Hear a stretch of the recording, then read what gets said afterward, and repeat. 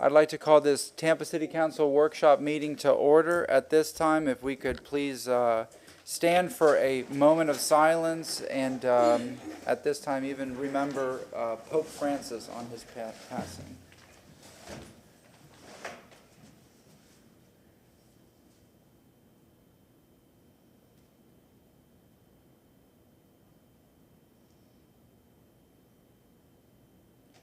Thank you very much.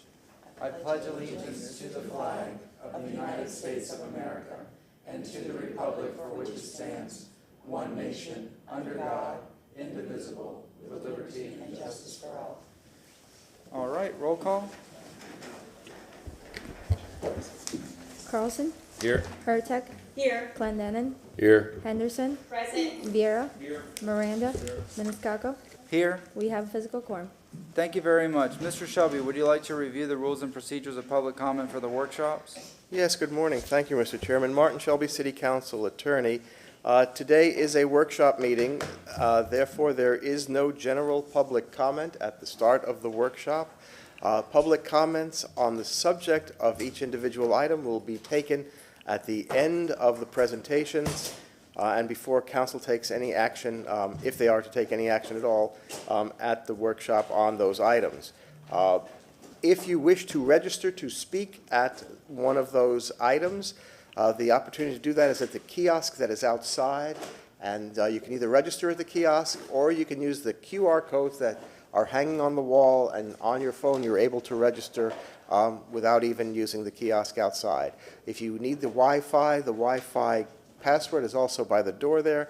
Please take advantage of that, and remember please that that the subjects will be discussed at public comment at the end of each discussion of the item. Thank you. Thank you very much. Just a little housekeeping here. We have 5 items, but on item number 3, I received a memo from Mr. Evan Johnson, the Chief Planner, and Javier Marin, Economic Opportunity Director, requesting that the discussion regarding the development of the Sulphur Springs Neighborhood Action Plan be continued to October 30th, 2025. Yes, sir. Yeah, and thank you very much for that. So I obviously do want to hear about the, I wanted that to be on the agenda with regards to the action plan, because obviously Sulphur Springs needs more than the pool that it had a year ago and so forth. But obviously I do want to hear on the status of the pool, because that is something that's very important. But I have no objection to that. All right, can I get a motion to continue part 2 of that motion, or part 2 of item number 3 to October 30th, 2025? We have a motion from Councilmember Vieira, second from Councilmember Miranda. All in favor? Aye. And that's all the housekeeping I have at this point. We're going to start with item number 1. The Planning Commission is here to present by 2050, 81% of Tampa's population outside of the coastal high hazard area. It's not about the agenda item. Yes. Thank you very much. You know that I actually have a city meeting that I have to do, so I'm going to be gone for like 20 minutes. Somebody I have to meet with on some city business that came in. So just pardon my absence. That's all. Thank you. Yes, sir. Good morning, sir. Please state your name. Good morning. This is Yasser Gonzalez, Planning Commission staff. Go ahead. Is everything okay? So we usually should have the presentation uploaded, but if not, we're ready to. Is it okay? Excellent. I don't see it. Okay. Okay. Perfect. Okay. Perfect. Okay. So so this morning we are going to be talking about trends in population and jobs in the coastal high hazard area and outside of the coastal high hazard area. There are many conversations about this area of late. We are narrowly tailored to this trends because, again, there are, upcoming public hearings and upcoming meetings where those topics will be addressed.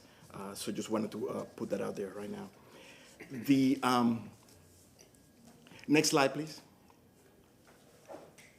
You have the controller there as well. Do you see it? And then if you go to the, there we go. Perfect. Okay, thank you. Okay, so we have participants that are probably the first time, or they may not be paying close attention to this item. we're just going to talk about a little bit about the coastal hazard area, just again, 30 seconds or so, just a brief intro. So again, established by the state. So the coastal hazard area is an area established by the state. It's an area that's particularly vulnerable to coastal flooding and tropical storm events. It is, the definition is ingrained in state statute, and it results from a model, they do some modeling. So I was talking to Chairman Iscalco earlier, where we said, all the storms that we had last fall, all the modeling, the data that produced is going to be introduced into the next model, so the next update is going to reflect that. So that's one thing. So every so often they change these boundaries. And we found ourselves with, a new boundary, but we also, the Planning Commission, as of 5 years ago, started to retool its data analytics shop. So now, again, we introduce a bunch of sophisticated tools, more specifically geo-referenced population estimates and projections. So again, these are people with actual locations attached to them. Sometimes very small areas, so all over the county. So once we had the new boundary and the small area georeference projections and estimates, we decided to marry the two and come up with trends in looking at numbers.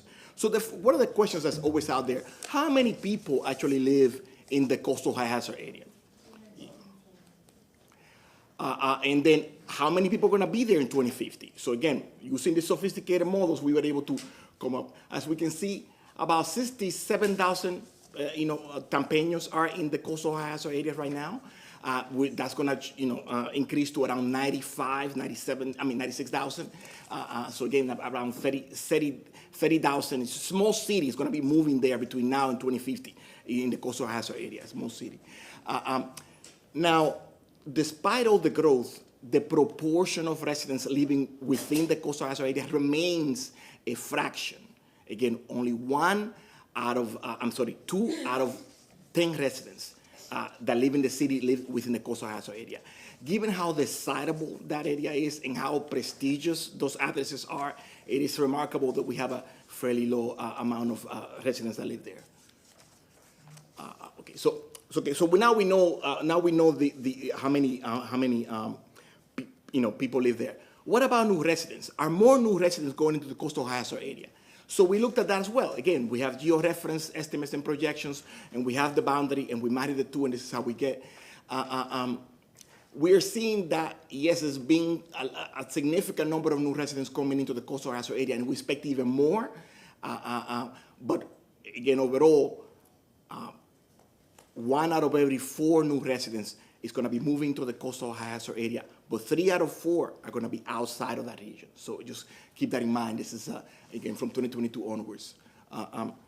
What about employment, especially with all this return to office mandates that we have? What about employment? Coastal hazard area, we have georeference small area estimates, and this is what we discover with our data. Again, I think we're talking about another 30,000 jobs to be added to this area. Nonetheless, it remains, again, a quarter of the jobs only in this area. And you will think about it. We have major job centers, downtown, West Shore, that are there, and it's still only, again, a quarter of jobs that we can estimate are within the coastal hazard area. The rest are outside. What about new jobs? Are jobs kind of coming in exclusively to the coastal hazard area?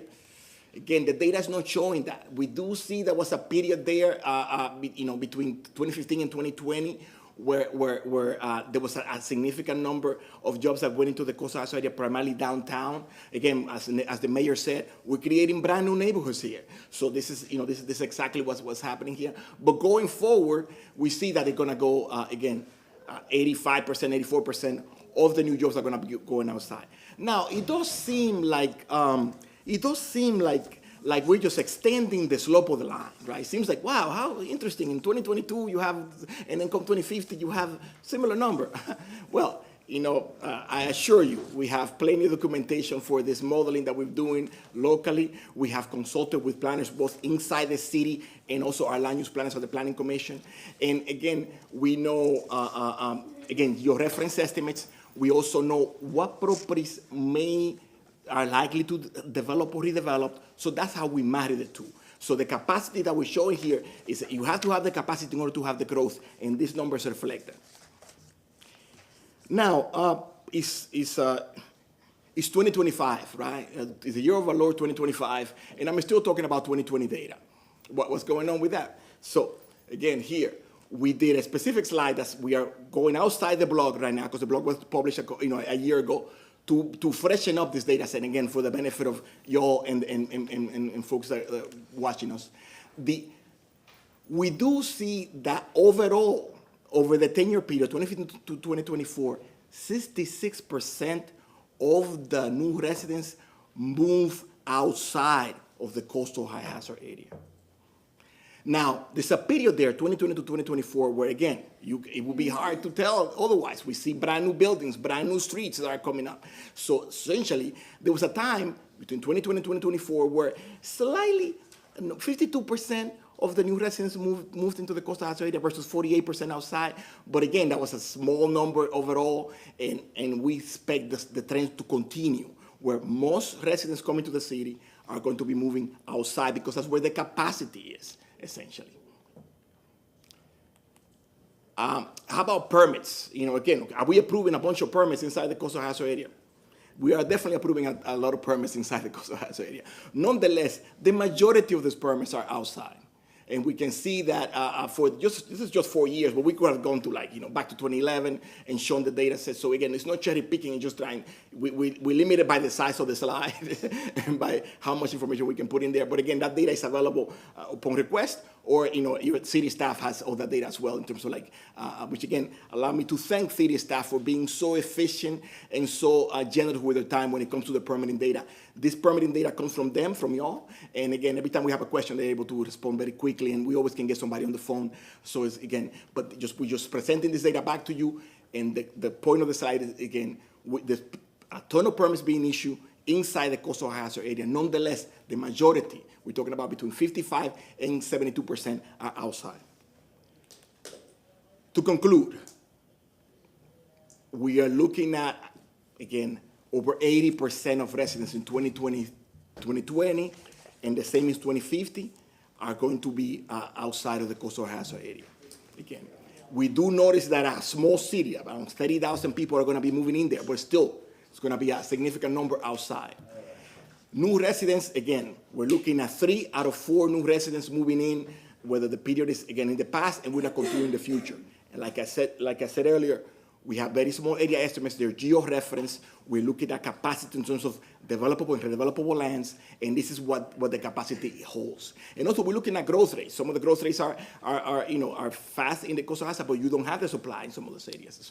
So again, same thing with jobs. As we go into more return to office mandates, there will be opportunity for those jobs to come into the coastal hazard. Most of them will be outside, of course. And lastly is the number of permits. Yes, certainly a fair amount of permits, are being issued in the coastal hazard area, but the overall, most of them are outside. That's all I have in terms of this. Any questions, I'll be happy to answer. All right, we're gonna have the timer set for 5 minutes, and for each council member. So Councilmember Hurtak, go ahead. I just had a quick question about the permits. Do we know the difference between, say, a house that's being demolished and rebuilt versus brand new construction? We could track that. That is doable, but these numbers don't show that. But what you're gonna get is, for example, if they go into a duplex. So if it was a single house or a duplex, the numbers that are showing in our slides here will be 2 houses. So 2 new houses permitted. So that's why. Okay, yeah, because that's the kind of thing that I'm interested in finding out, if the permits are just, if we're really looking at additional housing or if it's redone housing, because obviously because of the hurricanes, a lot of folks have chosen or are choosing to demolish their house and rebuild it higher, and that just is like a net zero. So yeah, that's an excellent question, and again, there will be an element of most of the development that we see inside the coastal hazard area it will be redevelopment of properties. So most of the permits you see in there, we will expect to see redevelopment of something. So you have a house there and somebody puts a new house. So yeah, we're not expanding the footprint necessarily. What we're doing again is just, again, a single family home in a larger lot is gonna be into duplex or larger home, yes. Any other questions? Councilmember Quintana. I'm kind of just, I want to address for the record and for public consumption, some of the stuff that I've been hearing out of the Planning Commission, and it's related to this issue with the coastal high hazard area. As we're changing our land development, I've heard statements coming from the Planning Commission about some board members don't care about the city of Tampa's ideals of how we're going to develop the coastal high hazard area and restrict bonus densities and those other things that this board has supported. So I want to make sure that publicly, for those of you on the Planning Commission that are thinking that you're going to get through a plan that's going to continue to overdevelop, South Tampa and other areas that are in the coastal high hazard area, you're dreaming if you think you're going to get it through, because it's DOA here. We're not going to these policies and the data that you just presented us is only going to work as if those of us that are in government create policies that are intentional to minimize growth in hazardous hazardous areas. So if we bury our head in the sand and pretend that they don't exist and allow density to continue to explode in these areas, then your data won't reflect the reality. Because quite frankly, if we didn't have these restrictions, because they are attractive areas, and high quality areas to live in, developers will come in and they will overdevelop, and that we will have way too many residences areas that we should not. I get the area, even our downtown area, but that's a very special situation. We have building construction that withstands these natural disasters, and we also have the ability to evacuate people because of the interstates. But when you move in some of these neighborhoods, evacuation is a serious issue, and that's one of the reasons why we want to restrict that development. So this is not as much to you, but it's about those board members that keep leaking of what they're saying about the coastal high hazard areas. Thank you. Councilmember Moreno, then Carlson. Thank you, Mr. Chairman, and thank you for your presentation. I understand the shift in moving from the inside to the outside of the coastal high area. However, are any building codes going to be changed because of that? Or are we going to still build the same houses we're building now and be as vulnerable as we were yesterday? I don't know that. I don't know if you know that, but I don't know that. I don't know if the other council members know that. Is there any changes going to be made to make sure that even if you're outside, that your insurance rate won't continue to climb? We have ourselves, and not you, I'm talking about us human beings, all of us, have been used to living in a way that may change in the future. And I say may because I don't know what's coming. We may prepare ourselves for a class 1 hurricane and have it ready, but then all of a sudden you get one that's just enormously different, and even that doesn't hold well. So I don't know what to expect from the weather. And then what happens to those coastal areas that now is zoned high density, big buildings? Are they still going to be allowed in the air? I don't know all that because I think the public should know that what's the risk. I see now the Condominium Owners Association, even in Tallahassee, they're in a fight for their life because the insurance rates and the things that they're paying and fees for the Condominium Association are so high that even they can't afford to stay there to some degree. Notice I said to some degree. But these are the things that I appreciate your presentation. It was to the point and very well explained. And but I'm left with something, and I'm going to give an example. For instance, I own a vacant lot that I've had for 40 years. Not that I have one, I'm just saying that, in a coastal high area. And I haven't developed it. And all of a sudden now I want to develop it. High rise, it was zoned high rise, and I've had it for 40 years. But 40 years ago, they didn't have the traffic that we have. They didn't have the hurricanes that we have. So how is that going to mesh into what we're talking about today? There's a lot of other things we haven't looked at, in my opinion, not because of you or your planning commission, but we have to be, in my point, a little bit more specific. And I don't want to take away anyone's rights, but I want those that have the rights to understand what's coming, because it has to change. We've had an enormous traffic problem. We've had an enormous change of different things. Sooner or later, we're going to be stressed out on a lot of areas, like water, and where we're going to get our water from if the area continues to grow at the way it's growing. Not only Tampa, all of this area, from Hillsborough County to Pinellas to Pasco to Manatee to all those. are gonna be faced with the same problems we're gonna have. So I think we have to start looking, and I'm not giving you direction in any way, as to what to expect in the goods and services that all the governments give. And how do we make sure that we have all the tools in the toolbox that meet that future expectation? If it does come, we have to be ready. And that's what I'm trying to say.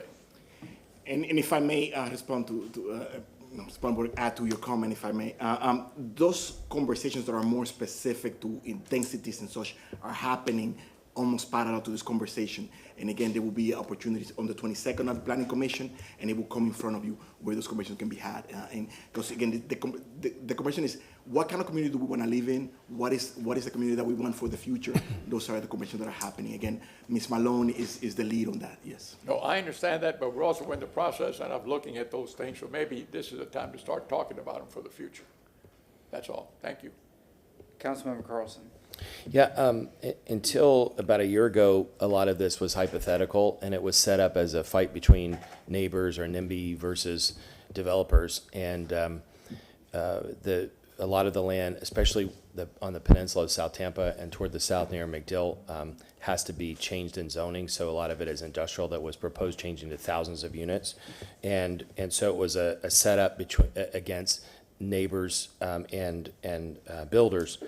But what we knew was coming all along came not quite a year ago, and every year we have typically some kind of storm where we have to evacuate. So most of the peninsula of South Tampa is in evacuation zone A. That means we get evacuated first, and McDill usually finds out about an hour before the county evacuates. So the McDill people evacuate. To get from McDill to Gandy takes an hour or more if they get an hour early notice. And that means that it's a real life or death situation. We're putting people's lives at risk. And so it's not a debate anymore about developer versus NIMBYs. It's about protecting people's lives. Think about St. Petersburg comes through South Tampa, either on the Salmon or the main roads. McDill, which is a huge national and international security asset, has to get out. And then all the people that work there. So if you put 10 or 20,000 more units right next to McDill in a storm, they're not going to be able to get out. And and then as they build up all the roads, then the rest of the folks in Tampa can't get out. So from an evacuation point of view, it's a real risk. The second thing is the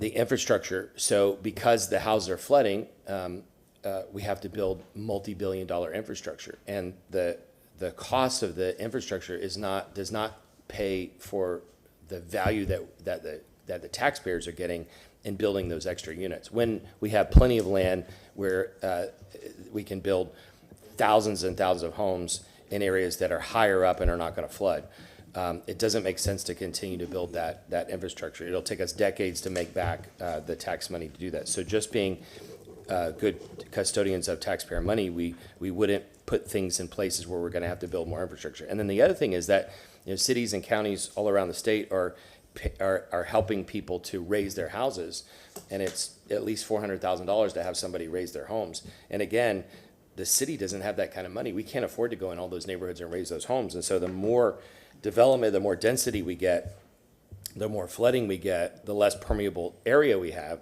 And what we found is that this flooding, it's from freshwater and from surge.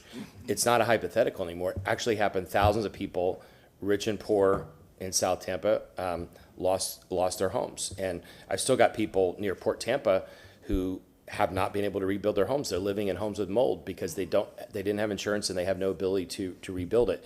And so to me, it's reckless to not try to push people into the areas that are not coastal high hazard areas because they can get out faster, it costs taxpayers less, and people are not going to lose their homes. Thank you. Thank you. Anybody else? Yes, ma'am. Just to kind of follow on what others said, I too am a little concerned about the percentages being so tight, the projections, and it really is incumbent upon us to make sure that it's not that tight.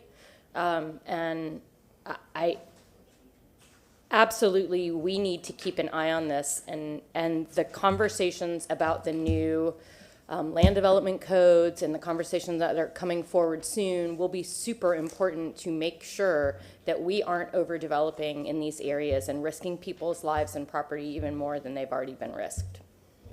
All right. Thank you very much. Yes, ma'am? Yeah, just one quick question.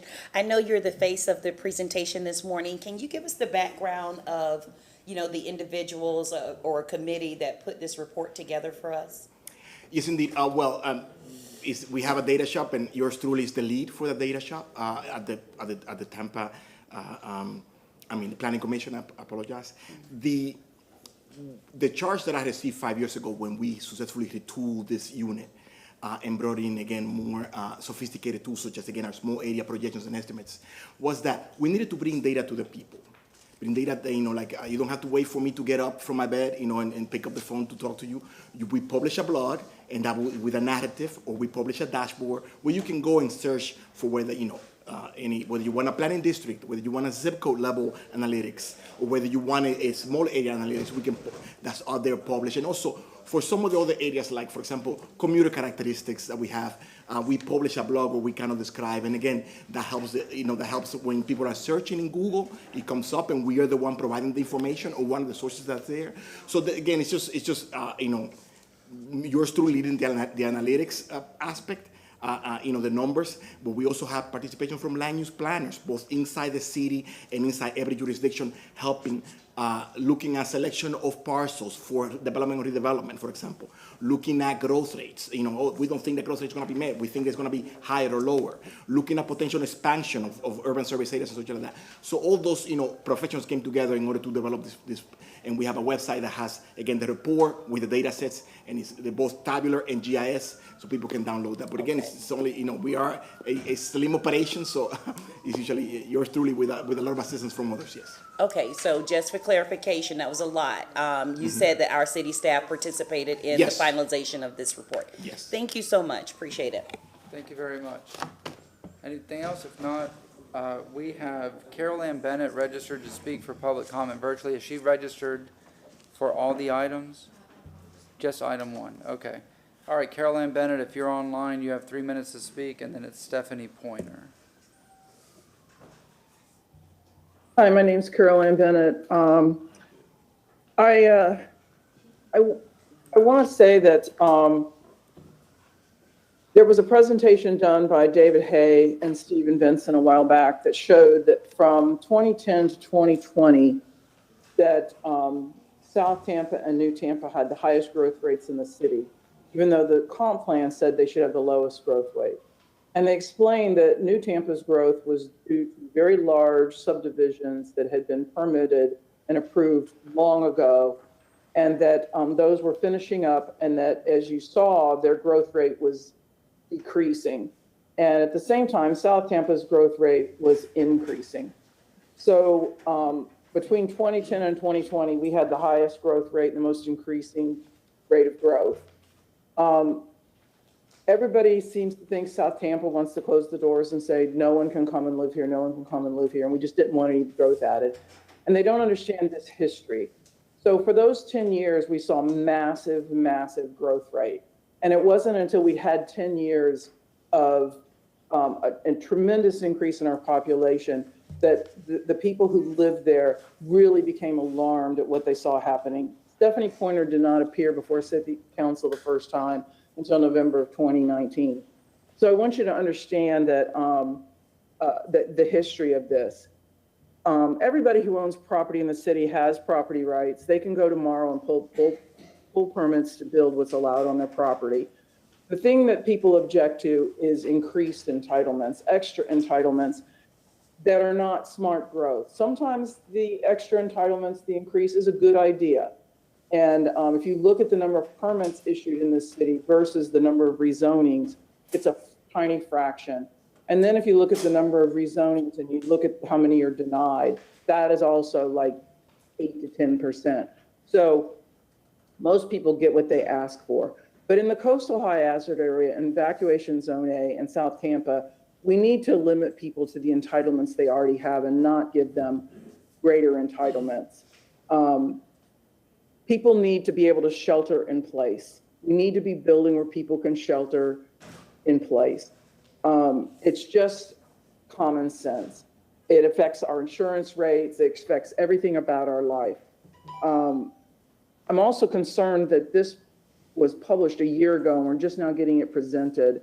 I hope the Planning Commission can find a way to let us know when they do important work like this so that it gets presented. I found out about it by accident and alerted Councilman Carlson, and he's the one who asked it be presented. But it's a year old, so I'd like to change that procedure. If someone could make a motion about that, I appreciate it. More people are going to evacuate next time because of what they saw this time. Thank you very much, ma'am. All right, our next speaker and last speaker on this item is Stephanie Pointer. Please state your name. Good morning, Stephanie Pointer. You know, one day I drag a big, huge bag in here and I still get here and I go, man, I wish I had that. I wish I had my desk. I want to point out, this is the list of everything that's been developed in South Tampa, since, actually this is south of Gandy, since the last comprehensive plan. All these green ones right here, like Carol Ann said, that's about 2,700 units. That's when I woke up. That's when they wanted to build something across the street from me. 2,700 units is a lot, but now we're at 7,300. So I just want to remind folks of that. And Yusuf, right? Yes, sir, yes, ma'am. Yes, sir. Okay, so he did a great job presenting. I want to point something out, and he didn't talk about it, and I can't remember what the terms are because they make up all these pretty language for stuff. But we have this area over here that is also in the CHHA, but it's also in a CRA. And so it has a different designation because there's still density. But when you leave any of these places, you can go way all far around. You see what I'm saying? Like, it's not a one-way route. It's not one way out. And one of the things in the new comp plan is we've got these big transportation corridors. Well, we only have one evacuation route out of South Tampa. Anybody want to guess what it is? It's called Dale Mabry. And it's the only one of those roads that's not already in the coastal high hazard area. If we've got 4 roads out, but West Shore can't be widened because West Shore has a fuel line in it that runs from the Port Tampa all the way to the airport. So this should not be a transportation corridor by any stretch of the imagination. We are obligated to McDill for that. I want to point out when Councilman Carlson said that, you know, McDill evacuates before the rest of the city does. That's because when you live on a military installation or you are on a military installation, they are the Cadillac of safety. They are not driving a Chevrolet like the rest of the world.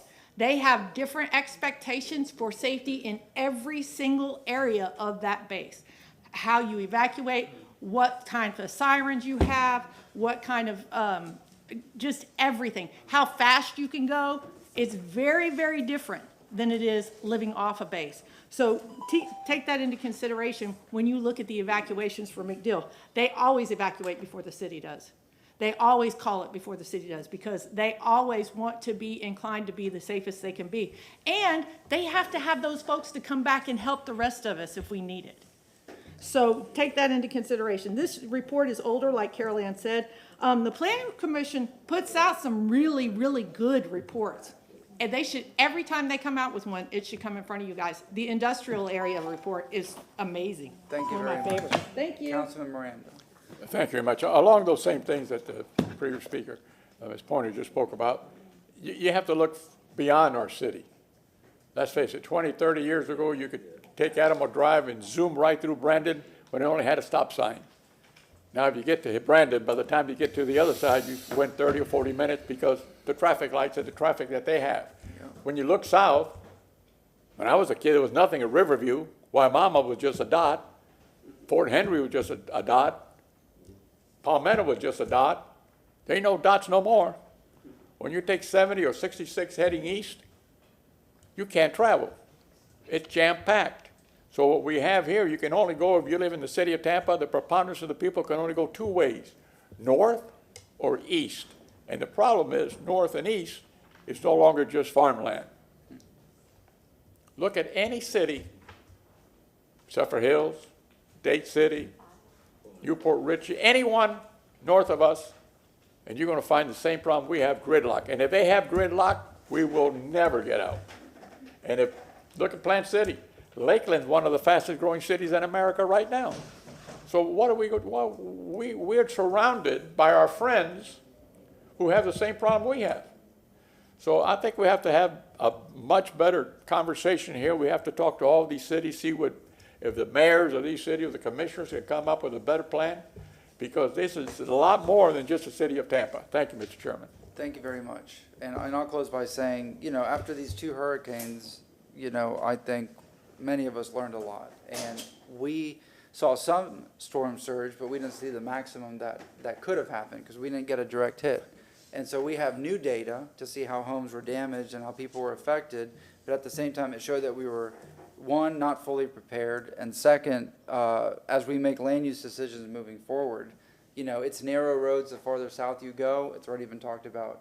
Del Mabry's congested at all times except early Saturday morning, early Sunday morning. But the rest of the time, it's not easy to get out of Tampa. I-4-275 interchange is always backed up. So when you say we can only go north and we can go east, it's bad enough without a storm. So as we move forward, we just have to be careful with what we approve because we're affecting a natural habitat. Florida, in my opinion, wasn't meant to be developed as it has been. We've seen tremendous growth. We've seen tremendous growth since COVID with the amount of people that have moved here. So having said all that, the more we build, the worse it's going to be. The less place the water has to go to. And you can't beat storm surge. You can't beat hurricanes. I mean, Mother Nature, in the end, depending on the intensity, can always win. So thank you very much. If you don't mind, there's one other person that would like to speak on item number one. It's just my iPad is rebooting out Okay. there. Who is it? Tom Dennis. Okay, come on up, sir. Okay, thank you, I appreciate it. Please state your name. Huru, Mentesnat, Tampa, Florida. Want to say Huru means freedom in Swahili, and we as African people should always be thinking about our freedom. It's so important. Freedom is important for everybody. And on item number one, where they're speaking about what they want to do in preparations for atmospheric inclement weather conditions and the ability to maneuver people in or out the city and in harm's way or out of harm's way, we have to know it's a phenomenon that's going on. They've moved tens of thousands of African people out of the city. And it wasn't any hurricane, it wasn't any storm, it wasn't any evacuation, but black people are disappearing out of this city. I was on 22nd Street last night at 10:30 p.m. between Martin Luther King and 21st Avenue, down almost to Ybor City, and you could not find one single person out and about.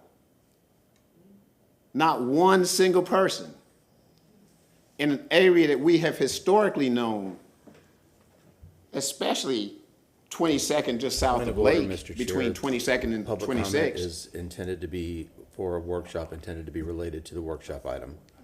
All right. And how does this relate to item number one, sir, with the coastal high hazard? Sir, it relates to number one, as far as the maneuverability of people, the safety of people, and the city, what's going on in the city with the population. Yeah, that's not related to item one on the agenda. Thank you, sir. Go ahead. You have your time, sir.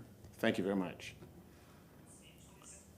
So I would think that taking this into consideration, that what also needs some sensitivity, needs to take into consideration that it's black people disappearing from this city as a direct means of gentrification, direct means of black people being pushed out of the city. So the fact of the matter is, we're not talking about high waters and storms and whatsoever it may be that's gonna cause the removing of people or preparations. What I'm saying is that this city need to take this into consideration, but also take into consideration that they need a plan to have economic growth for African people so we can even be in this city to be part of the conversation. And people love to interrupt you when you come down here. Thank you very much, sir. Thank you. All right, that's our last speaker with item number 1. Just say one, Yes. just two quick things. What he said actually was what is relevant in that, in part because in Port Tampa, the original port was down partly by where the yacht club is and partly on the western side of the peninsula by McDill. And there was in what's now called Port Tampa, used to be a separate city. There was a historic African American community that primarily longshoremen who were working in the original port, and those families have been there for generations. And although there's been a lot of gentrification around them, many of those families were still there, and their houses have passed on from one generation to another. But the storm came over, flooded their houses. And many of them did not have insurance because they didn't have mortgages, and their life savings, everything has been knocked out. And so probably what's going to happen is that a bunch of them will have to sell their homes and move somewhere else. And it's sad because it's such an important historic community in South Tampa. And the other piece is that there are some affordable housing, multifamily affordable housing units near McDill. And when the storms hit a couple times, some of the owners just preemptively shut down the electricity and water. And I got calls from Stephanie and others, residents of the buildings, saying, what are we supposed to do? Many of them don't have cars. They couldn't easily evacuate. Of course, the transit system doesn't easily get people out. And so it creates a huge hazard. We were able to get electricity and water turned back on, but the owners look at that as hazards because if the building's partly knocked down, it could catch on fire or whatever. But it's a huge issue, and we need to make sure that we're responsible in where we put density. And thank you for bringing that up, because that's what I was thinking. Port Tampa and Palmetto Beach and other historic communities along, in the coastal high hazard area that were devastated, with these last storms. I mean, people, multi-generational families in Port Tampa, for example, didn't have insurance. Those homes have been in the family for generations. Now, where do they go? What happens to them? So, I can totally understand. All right, thank you very much. Item number 2, we have 2 registered speakers will present regarding Julian B. Lane River Center's catering contract. This was a motion from Councilmember Henderson. Do you want to have them present first and then speak, or do you want to go first? I want to hear what they have to say first. Okay.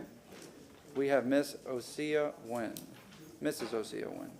Good morning, ma'am. Great day, everybody. Osea Wynn, Administrator of Neighborhood and Community Affairs. So, we're here to speak on the transparency or the changes that we've made in the JBL catering process and contract. Councilwoman Henderson brought to our attention that there were some opportunities that we could use to improve our current business structure, and we did just that. So what I'm going to do is talk about what the current or the previous process was and the newly changes that we made to be more open to everyone using the center, catering for the center. So the requirements through the RFP, this is the old process, says that the RFQ issued through purchasing with a panel that reviewed and made selections, that all the vendors had to meet a minimum qualifications that were approved. We changed that to say that any vendor, regardless of whether they went through that process, the RFQ process, any vendor who meets the minimum qualifications goes through the process and may provide services at the center. So we took away the list of approved vendors, and now it's open to any vendors. Regardless of if it was the old process or the new process, all the vendors must have proper licensing and certifications. The RFP process stated that the caterers had to have a minimum of 12 years of experience. That has been removed. There's no minimum years of experience, but requests, there's no minimum years of experience. But I want to say that you must have the licensing, so I just can't go in my kitchen and say I'm going to cater for 150 people if I don't have a license to go and do it. So I just want to make sure that that is clear. And that leads up to my next point, where the insurance requirements are still the same and the city's risk guidelines and all of that. Alcohol may be served, this is from the previous and now, alcohol may be served by caterers with liquor licenses and confirmed through, we align with this, but this is through the Florida Department of Business and Professional Regulations. In the previous process, part of the consideration of the proposals was that a firm had to have an online presence and provide a community benefit through giving back services or similar. That requirement has been removed. Previously, employees must be uniformed, named, and tagged. The current process is that the requirement is that employees for the caterers must be clearly identifiable, and this is more for a safety issue. So a badge or something like that, so we'll know if they should be on space or be in the facility, working around the food or not. Additionally, as we do with all of our centers, if there's a youth component where someone's going to be working around kids, we have to have an affidavit for the background to say they are allowed to work on city property in a parks facility around kids. Previously, vendors must provide a performance deposit to cover any damages or commissions. What we've changed to is that the deposit remains but may be refunded at the conclusion of the event. So the deposit is needed, it's still required, but the difference is if you pay it up front or if you pay it after the event is over.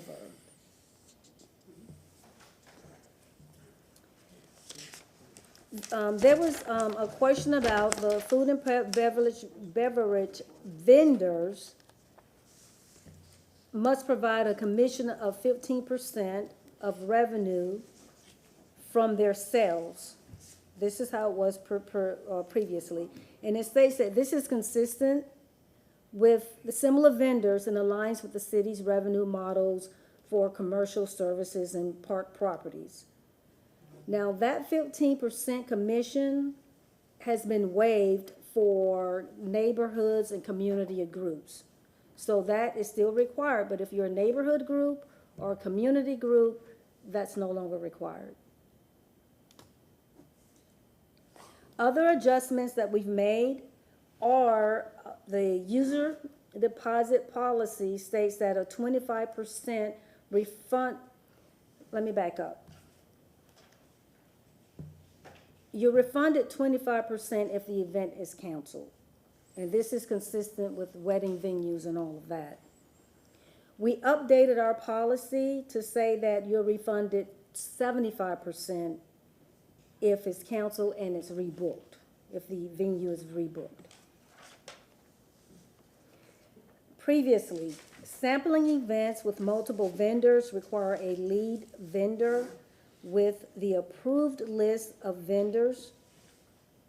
We've changed the new process to say that we don't have any approved list of vendors, as I previously said, and a lead vendor would only be required if there's some type of performance or something that's going on in the facility to minimize the risk or what have you, so we can hold one person accountable. Some of the additional improvements. We made improvements to the website for better clarity on the availability of the center. We are expanding that and in the process of looking at a software package where we can do it.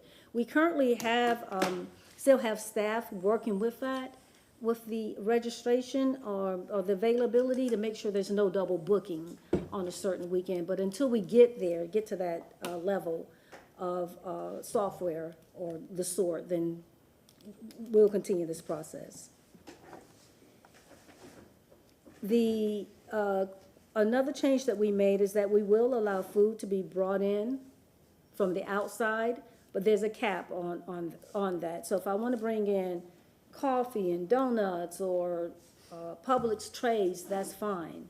Again, I can't bring in a whole, my favorite gumbo and say, hey, look, I want everybody, to come and partake of this.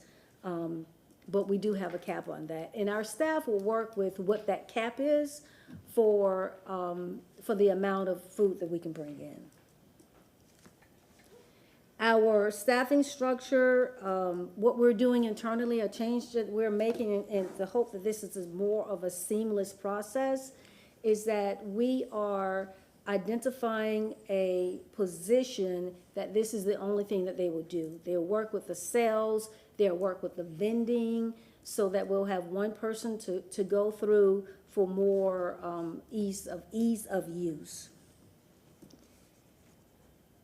This new process has been in process since April 3rd. I know that there are some questions about the website not being updated, about people not knowing the process. As the administrator and leader of my portfolio, I take responsibility for that. But what that has shown is that we have opportunities to improve in our communication internally as well as externally. So at this point, I will entertain any questions you may have about the center, about the process, or anything else that you would like to bring to my attention. Councilmember Henderson, you made this original motion, and then I'll go to Councilmember Miranda. Yes, thank you, Ms. Nguyen. I really appreciate you coming before us today. For full transparency, for the first time ever, I wrote the mayor a long memo about Julian B. Lane River Center. And I appreciate you addressing, some things that are new to me, that I'm hearing for the first time, especially regarding the fact that the website has been overhauled. On April 1st, that was not available to anyone. It was the old information, and the old information was being shared by your staff even after April 3rd. For full transparency, the reason why this is coming to light is because Black caterers, after April 1st, were still being challenged by the staff of Julian B. Lane regarding their efforts to be a part of this space, which was the initial issue for me on my campaign that I talked about the very first day that I campaigned for this job that I am now holding. So in light of that, I don't want to, belabor a lot of the things that you said, because the RFQ process is gone away, and the license and certification process, absolutely everyone should be that. There's no minimum 12 years experience. I understand all of that. The alcohol requirement has been removed. Uniforms, the things that you addressed really were not my primary issues. The 15% is one of them that you did mention. The 15% that you charge the caterers really is something that they push back over to the person that they're renting from, and it is not necessary because you don't do it in other rental spaces, and it just goes back into the general fund. You can't justify charging that 15%, which I brought up to your staff when I met with them about this very issue. It was on their list, and I'm still going to fight for that. You can't justify it at Julian B. Lane and then not do it at Seminole Garden. It is a lot easier. These caterers are saying to me, why can't the situation at Seminole Gardens be the same as it is at Julian B. Lane? The consistency across the board. It is so easy. They have no issues whatsoever with Seminole Garden, but catch hell at Julian B. Lane. It doesn't make sense. And so that 15% is going to the general fund, and you're not justifying it just because it's Julian B. Lane. It doesn't make sense unless it is going to be across the board for everybody else. The refunding, that was one of the other things that I talked about. There's one caterer who had no idea she had this credit now that you all are giving, these refunds, or putting it over to another event. One of the things that I expressed to your staff, in the reorganization of this is that, I said, the person was not satisfied because they couldn't have what they wanted in terms of catering. So they couldn't have what they wanted, so they said, you know what, I'm just gonna go somewhere else. That happened recently. And you still have their deposit. I said to your staff, I said, you should give them back their money because our city staff broke the rules when they allowed, this is very important what I'm gonna say next. When you all when you all allowed the brunch event by Creative Loafing, and they had 15 restaurants in that facility that were not on the RFQ for the caterer that they allegedly worked under. You all broke the rules, so why would you expect the citizens to have rules that you won't even follow yourself under your old RFQ? So give back everybody who has money sitting in a credit, give them back their money. Let's start from scratch. There is no credit. Give them their refunds. They deserve that money because the city broke their own rules under their RFQ. You should not expect our citizens to do the same thing. So that is definitely something that I will continue to fight for, and I needed to say it publicly. The other ones, what's interesting to me is also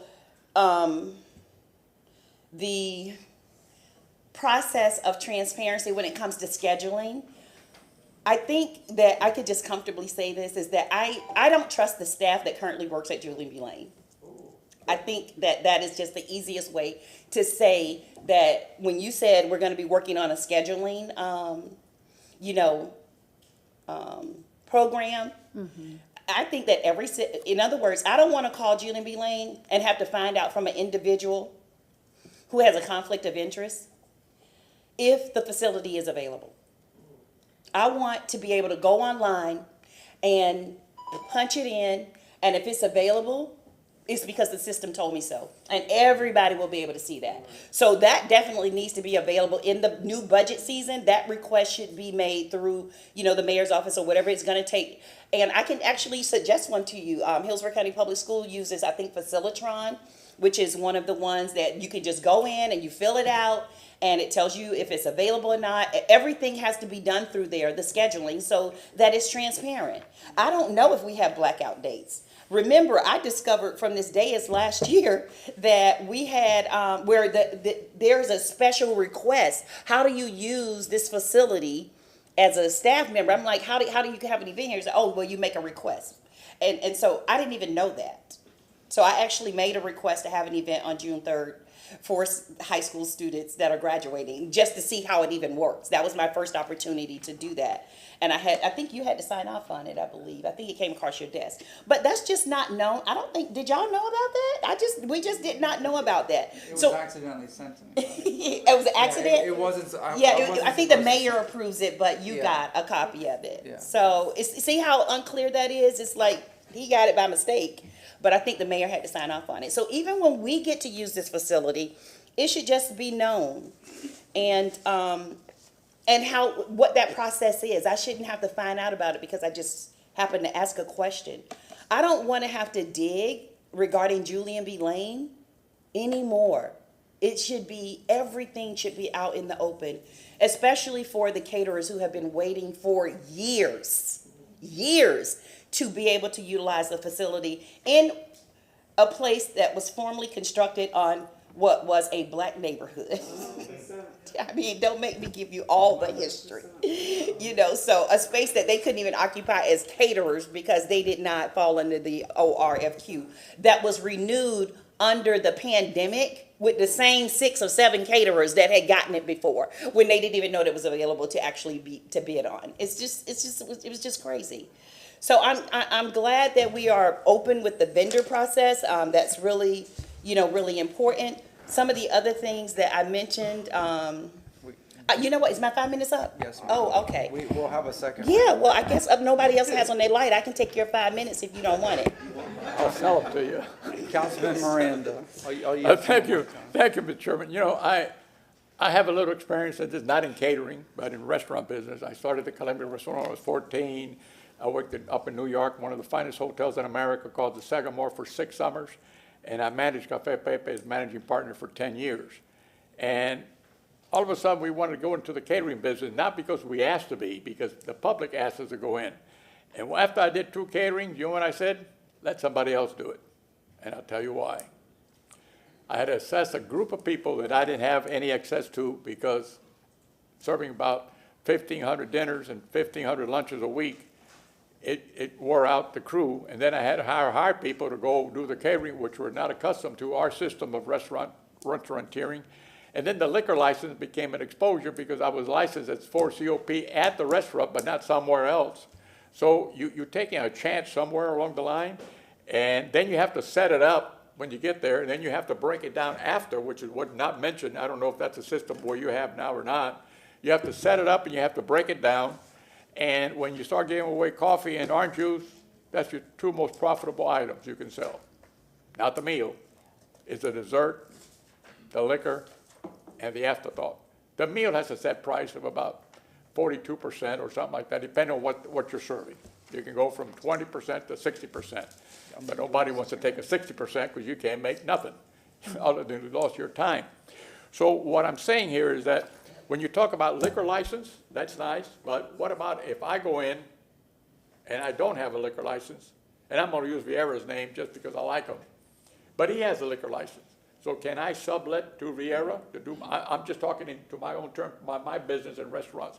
So therefore, when I saw what was going on, I backed out and I did 2 catering jobs and I quit because I couldn't handle it. So it's not as easy as we're all talking about. You have to have people that are on call and at different days, different hours. It's not easy to do, and you have to have some stability in doing what you're doing to get the job done. I don't know, I'm not looking at race, I'm not looking at color, I'm not looking at height, I'm not looking at weight, I'm looking at what I know that I had to do, and I got out because I said, I'm not equipped for these. These caterers, all of them, no matter who you are, has a group of names that they can call on a moment's notice and get the job done, whether you're small, big, different, or whatever. That's how catering goes. So I can only tell you what I know about catering, that I got out because I did not have, I had the food, I had the quality, I had the servers, but only for the restaurant. I did not want to go and lose the customers that I had in the restaurant by doing catering. That means that my cooks had to work time and a half to get the catering job done the right way. So I'm not speaking for any catering operation for or against. I'm just saying it's not as easy as the public thinks it is. It's very difficult. That's why the convention center, every years or so, they have an open bid. I'm not comparing this to the convention center, not at all. And for the record, my granddaughter, one of my granddaughters got the reception over there. I don't know what the bill was, and I'm glad I didn't see it, because I guarantee I couldn't afford it. But thank you very much. Councilmember Hurtak. I just want to thank Councilwoman Henderson for her lead on this, and that I'm willing to make a motion for more time if she needs it. Thank you. Yeah. So before I go back to Councilmember Henderson in the second round, I don't see any other microphones on. You know, when my wife and I got married just over 3 years ago, we were looking at places to get married, and the River Center was one of the spots. But as much as I love it, it's beautiful, it's so expensive, because it was like a $3,000 rental fee, and then we didn't even, beyond that, we just couldn't afford it, you know, because then it's catering and the food, and so we ended up getting married right here in Charlie Miranda Plaza, as it's officially named. It wasn't that at the time. We couldn't rent that spot because it's a public space, so we had to show up like anybody can. Because if you want to go down there and get married now, you just go and get married. And we couldn't even get the fountains turned off, so we could hear. I had Mayor Dick Greco officiate. We couldn't even hear him, you know, do the ceremony. But anyways, it turned out very nice. But the point I'm making is, it was so complicated to get into Julian Lane, even just for 30 minutes, just to have our vows and everything done, that, you know, we chose here. We wanted something Tampa, and I figured, since I love working here so much, I figured why not get married here too? So every day, and I proposed out here too. So, again, you know, I just want to make sure that this is as accessible as possible to the community. You had mentioned if it's a neighborhood group or community group that wants to use it. I know yesterday that there was an event with a gentleman that many of us know. I just don't want, you know, barriers for people to feel that, you know, it's just so burdensome, the process to have a caterer, to have an event, that we keep people away because it's a publicly funded facility. I remember when we voted on that, it was very expensive. I think that property itself was $12 million as part of the $36 million park cost. But being that it's a public space, I want it to be as accessible and as easy to navigate and manage as possible. And Councilmember Henderson, she brought up a lot of great points, you know, beyond, you know, she did a test run with having an event in June, you know, to see how the process was. So again, this is important. It's in the heart of our city. And even, you know, the history of the neighborhood, you know, what used to be there and everything, we have to make sure, because it was mentioned earlier in public comment, you know, people get pushed out. We want people to feel welcome. So I'll stop there. I see no other lights except, wait. Okay. Okay, so Councilmember Henderson, Okay, second round. yeah, the trust process, last Thursday when we were in council meeting, the person that utilized the facility this week, they got a call from the staff at JBL, asking them to pick one of the old caterers. You know, that's how egregious this staff is, and that's why I want to clarify when I say I don't trust them. I just think that y'all should do some housekeeping over there, but that is up to you all. Okay, the community part, one of the things that I brought up when I was going over this is that, and I want to thank Ed and Lorraine for pointing this out to me. When Julian B. Lane was being built, they told the community, yes, you will be able to use this facility. And so that's not clear. We need blackout dates for the community. And I'm not talking about the weekends. I think the weekends are fair for catering events and things like that. But, you know, for community meetings, things like that, absolutely. But when can they use it? They have to be able to have dates available to them that they know about in advance for proper planning, which is important. I want to address the liquor part. Every event that I went to at Julian B. Lane did not serve liquor. And that was one of my issues. Like, why? You don't have to have a liquor license to cater at JBL. Every single event that I went to until the National League of Cities and until the NCAA event, those were the two that actually served liquor. When we gave the kids scholarships, the City of Tampa Black History Committee, no liquor served. But yet it cost that committee, a city employee committee, over $7,000 to cater when it really should have just cost $2,500. But they were forced to pick a caterer, forced to have full service staffing, and I took a picture of the food. That's how egregious it was. It was chicken fingers from Sam's Club, okay? and lemonade and a Publix cake. They charged $75 a person. Don't get me started, but I want to be very transparent. They charged $75 a person. You could eat, and you know I told y'all that in the meeting. It was ridiculous. That's how much of an oligopoly that was taking place among those caterers. So I just wanted to say that publicly, which was one of the things that was an issue. So the community part, making those dates available should be, should be a part of the process, that the community knows that this facility actually is for them. And I think, I'll just leave it at that. Ms. Nguyen, thank you so much for coming, before us. And, presenting there, of course, I feel like there's still some work to do, to get it right. It should be where, the transparency continues, and it's also a part of the language of the staff. Creating the new position probably will help, facilitate that as well. So I'll just leave it at that. Thank you so much. And, $75 for that, $60. It was $75 a person. I can tell you exactly. They had macaroni and cheese, and it was not homemade. Chicken fingers, fake lemonade, and a Publix cake. I took a picture of it. I could not believe it. And then I asked the City of Tampa Black History Committee to give me their contract. I wanted to see it. $7,000 for kids. And you know what made it really bad? Is that's how much they gave out in scholarships. They could have given more money in scholarships. It cost them more money to be in a facility that for the organization that they work for. It just did not make sense. And so that's one of the reasons why, we're solving this. But that's it. And that's another thing. I'm gonna go to Vieira, Hertak, Miranda, regarding the cost of the facility. So when I got married, we went to a restaurant with 32 people. I'm sorry, it was just close family. I know. And everybody ate steak for $1,000 less than what it would have cost to just rent Julian Lane. And this was with wine. I mean, it was a wedding, whatever. But just the cost is, Councilmember Henderson brings up a lot of good points. So Councilmember Vieira, Hertak, Miranda. I just wanted, it's funny because yesterday I went to an event there that our friend Walter Smith was putting on.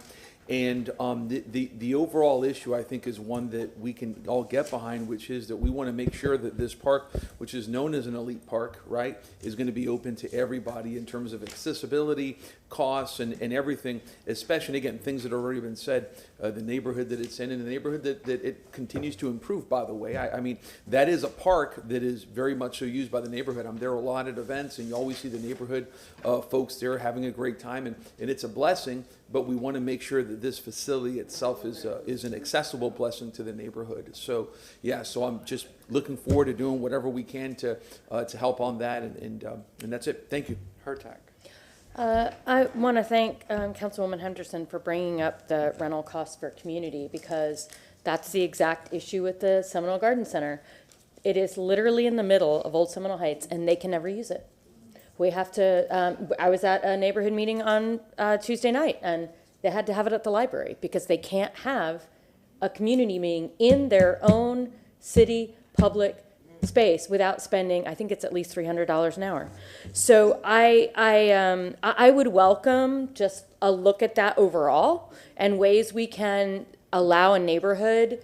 I think I brought this up when I first started, but just allowing neighborhoods that have community centers in them the ability to at least meet there, 2 or 3 times a year for no fee. There's a lot of neighborhoods out there that just don't have the money to do that or don't want to use it on that. So I do think that that's something that we might want to look at longer term. I don't know if that a motion would be needed for that, but I don't know if that's something that you want to add on to what you're working on. And if you do, I'm happy to. Yeah, I want to thank you for that, Hertek. I want to give the staff an opportunity to get it right. I don't want to necessarily make a motion. What I will motion for is a written report of them providing the details of the updates, as they are occurring, so that we have the right information that we can share with the public. Well, that would be, that would be great, because I'm sorry, she was just responding to me. Yeah, that's all. But no, I appreciate that, because I don't know what other community centers are out there that require that. And I understand why the Seminole Garden Center is that way, because it's not staffed all the time. I get the reasoning and the rationale, but I do believe that as a community asset, we need to pay for the community to use it for those times. That's the in-kind. We do a lot of in-kind for giant parades and all this stuff, but not for our community groups that want to meet. And they shouldn't be required to have catering because they have a meeting there. That was also why it was expensive, so. So we have a motion and a second, but still, I'm going to go to Carlson and then Clendenin. Yes, sir, Councilmember Carlson. Yeah, thanks. I just want to make a few comments based on what my colleagues said. First of all, thank you to Councilmember Henderson for bringing this up. I think I seconded it, which I'm very proud to do because of this great discussion. Giving access to small businesses is one of the most important things we can do, because most jobs in America are funded by small businesses. And so I want to make sure we do whatever we can to give small businesses access. To a point that was made earlier, the $12 million that was spent just on this building, and then the more money that was spent in this park, but especially this building, at the time and even now, years later, many people in the public thinks was excessive, and that money could have been better spent somewhere else, on some other kind of infrastructure. Understanding that the funding sources were limited in how they could be spent, but they could have been spent in other ways that would directly benefit more people in the community. The other thing is that in terms of the pricing, One of the things that, as the public criticized this building in the beginning, the feedback from city officials was, well, it's busy all the time. But then the pushback from the private sector is, yeah, but now our places are empty. So the government created a very expensive venue and then competed with the private sector against that. And so I agree with my colleagues that there should be some special rates for community groups like neighborhood groups and others that are maybe officially designated by the city. But for other kinds of events, corporate events and others, they should charge the same as the private sector and not undercut the private sector. Our intention is not to undercut and hurt companies and other nonprofits. The last thing is there's been some discussion about the name of this building over time. As it's referenced in the documents, it's called the Julian B. Lane Riverfront Center. Can you confirm that that's the official name of that building? I'll have to just, Osea Wynn, Administrative Neighborhood and Community Affairs. Yes, I can confirm. I don't have anything in front of me now to say it's the official name. I can confirm and we'll let you know.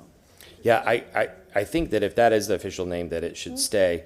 If it's not the official name, some other names have circulated, but considering what Councilmember Henderson said about historic African-American community there, I think if it's ever renamed, if it's named Julian B. Lane, it should stay, but if it's not named, it should be named something in respect to the community that was there before. Thank you. Councilmember Clendenin.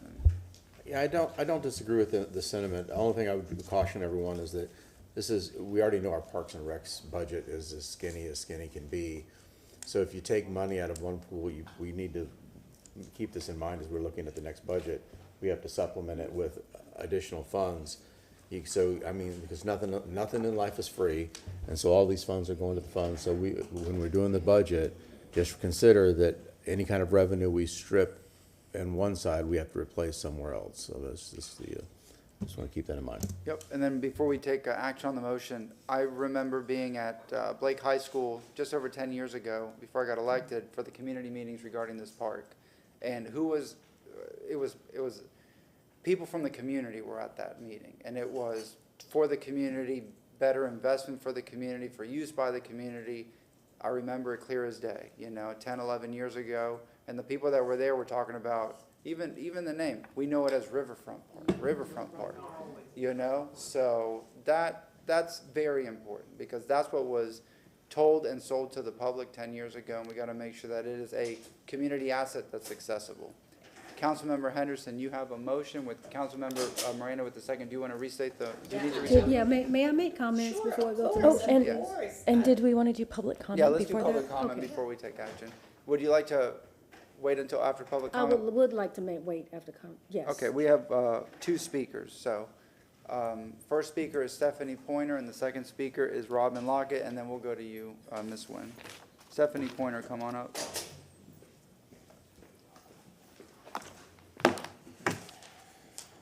Good morning, Stephanie Pointer. Wow, I had no intention of commenting on this, but after I heard what Ms. Nguyen has said, I'm flabbergasted at what has been going on at Julian B. Lane. First of all, I am floored that the legal department would let them charge a 15% fee.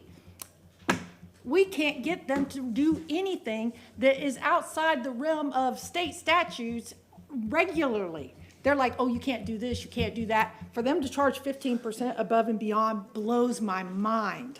That's the first thing. Than would love to have our meet and greet at Julian B. Lane next year. That would be amazing. We struggle. We have it at a community center because we don't have money. We don't have we don't have a tax, so we don't get money. And when Councilwoman Hurtak brought up Seminole Heights, that's the perfect example. Why do community groups and neighborhoods have to pay to use a facility? That's the most ridiculous thing on earth. Now, I would not know anything in the world about renting facilities, except I've been on the board of the Gandy Civic Association for the last 6 years. You know what we keep our schedule in? A little notebook. And you know what? During the week, just about anybody can come and use it. We use the Cub Scouts, the Cub Scouts, the Boy Scouts, the Girl Scouts. We have neighborhood groups that want to get together and play cards or whatever. But we want that facility to be used. And so it's available. I mean, the city has used it on several occasions because we are there to service the community.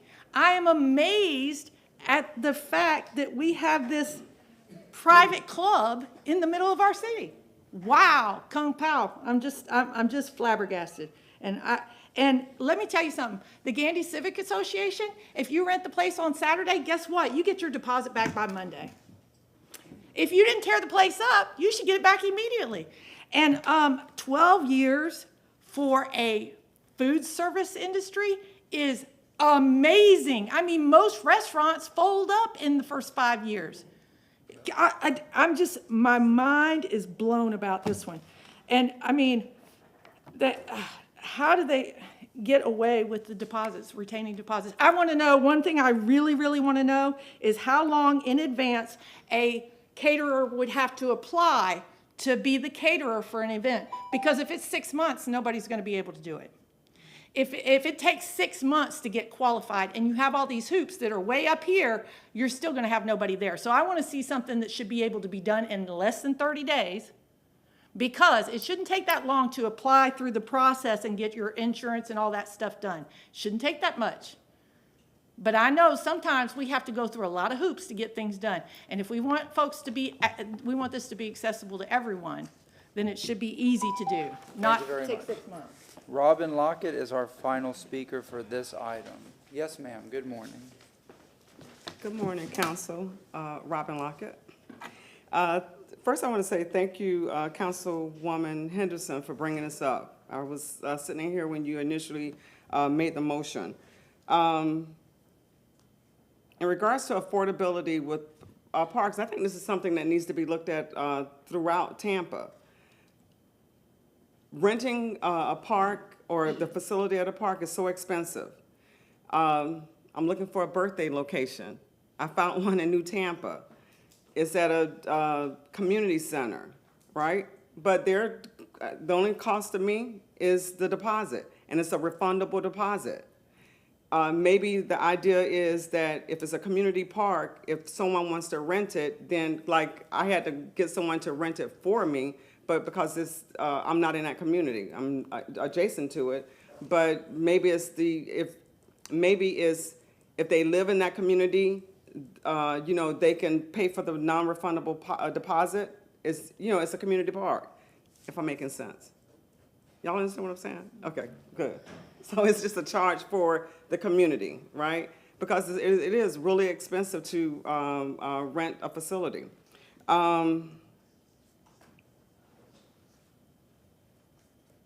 I wrote a lot of notes here.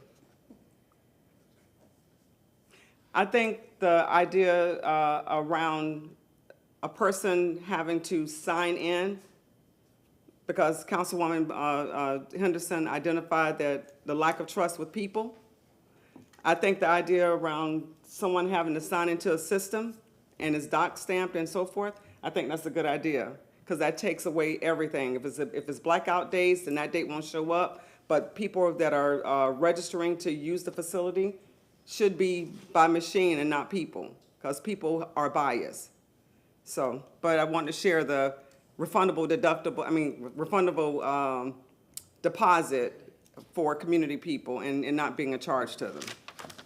Thank you very much. That concludes public comment. Mrs. Nguyen, if you'd like to go ahead, and then we'll take any action. Yes, ma'am, go ahead. Yes, first, I want to thank Council for bringing this opportunity up to us to improve our process. Sometimes we're looking so forward in that we don't see what the public sees, because we're just doing our work. So thank you for that opportunity. We will look at, and Councilwoman Hurtak, we're not just, this was just JBL Catering was an opportunity for us to look at all of our sites. So I just want to let you know, we're just starting with that. We're looking at the Seminole Garden Club, as well as any of our other facilities that we rent. So this is just not a one-off, but we're looking at this holistically to see what we need to improve, what we could relax, and all of that. So I just wanted to make sure that you were aware of that. There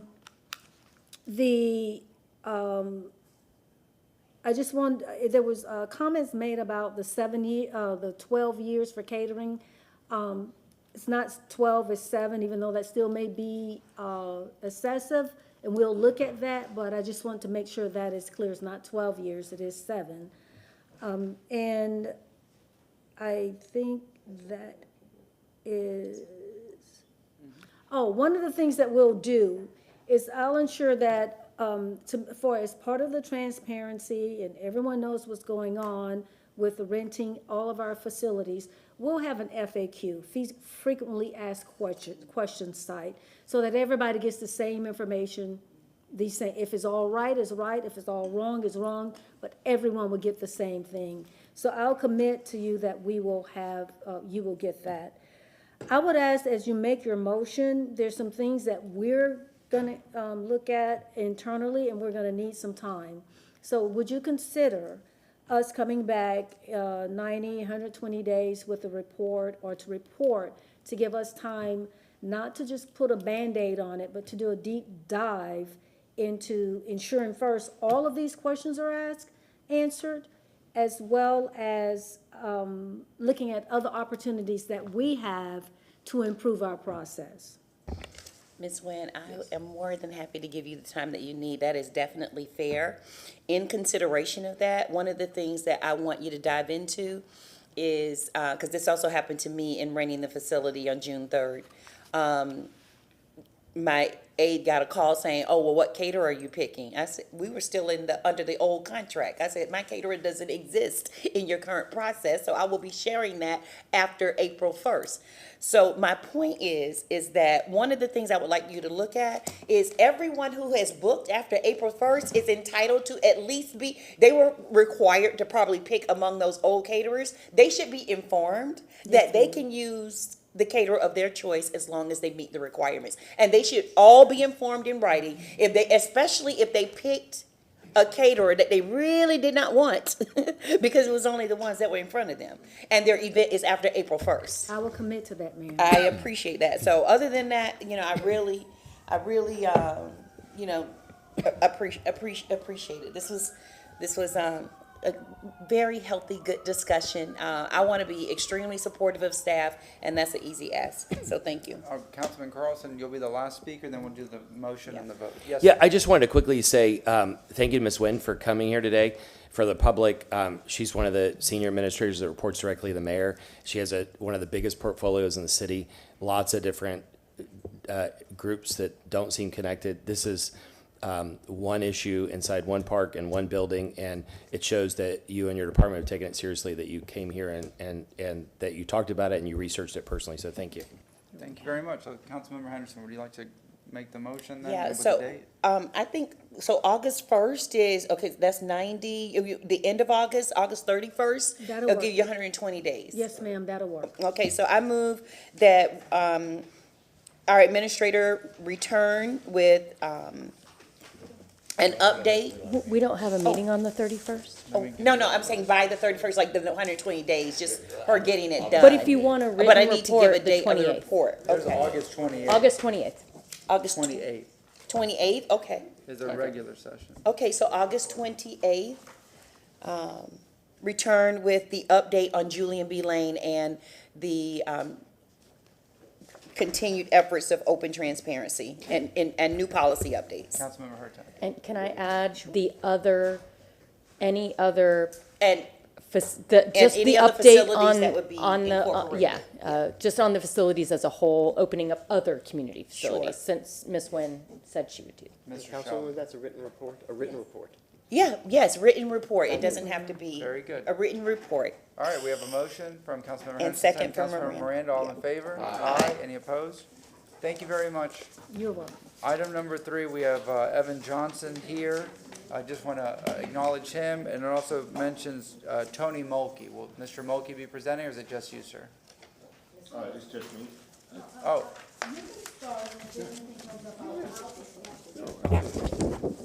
Good morning, sir. Good morning, Evan Johnson, City Planning. I appreciate just taking a few minutes. I know you all continued the larger discussion this morning regarding the Neighborhood Action Plan, but I did want to give a brief update to provide a little context as to why we asked for the continuance. So I do have a couple of slides here that I want to put on the Elmo just for ease of description. Did I do that right? Look at that. Pretty close. So, just to provide context for those who are watching on TV today, this process with the Neighborhood Action Plan, the master plan, started basically at the end of 2024. We are going to be going through the end of this year and hopefully wrapping up everything by the 1st of 2026.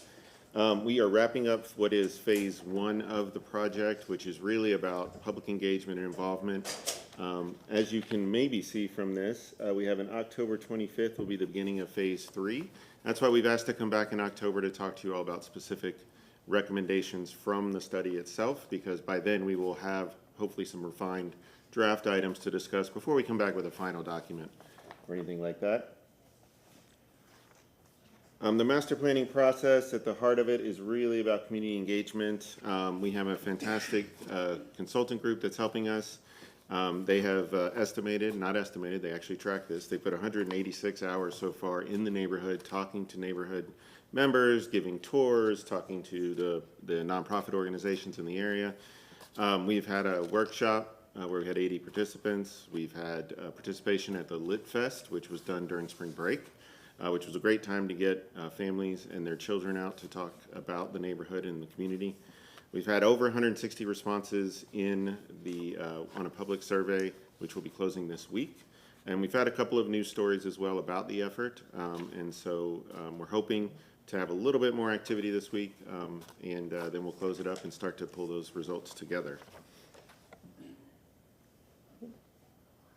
I usually am not moving paper off of this, so I apologize for that. Nothing too surprising, I would say, from the themes that folks have brought up thus far. I would say just from our conversations with the community and what we've heard, this is an area that's been underinvested in for a long time.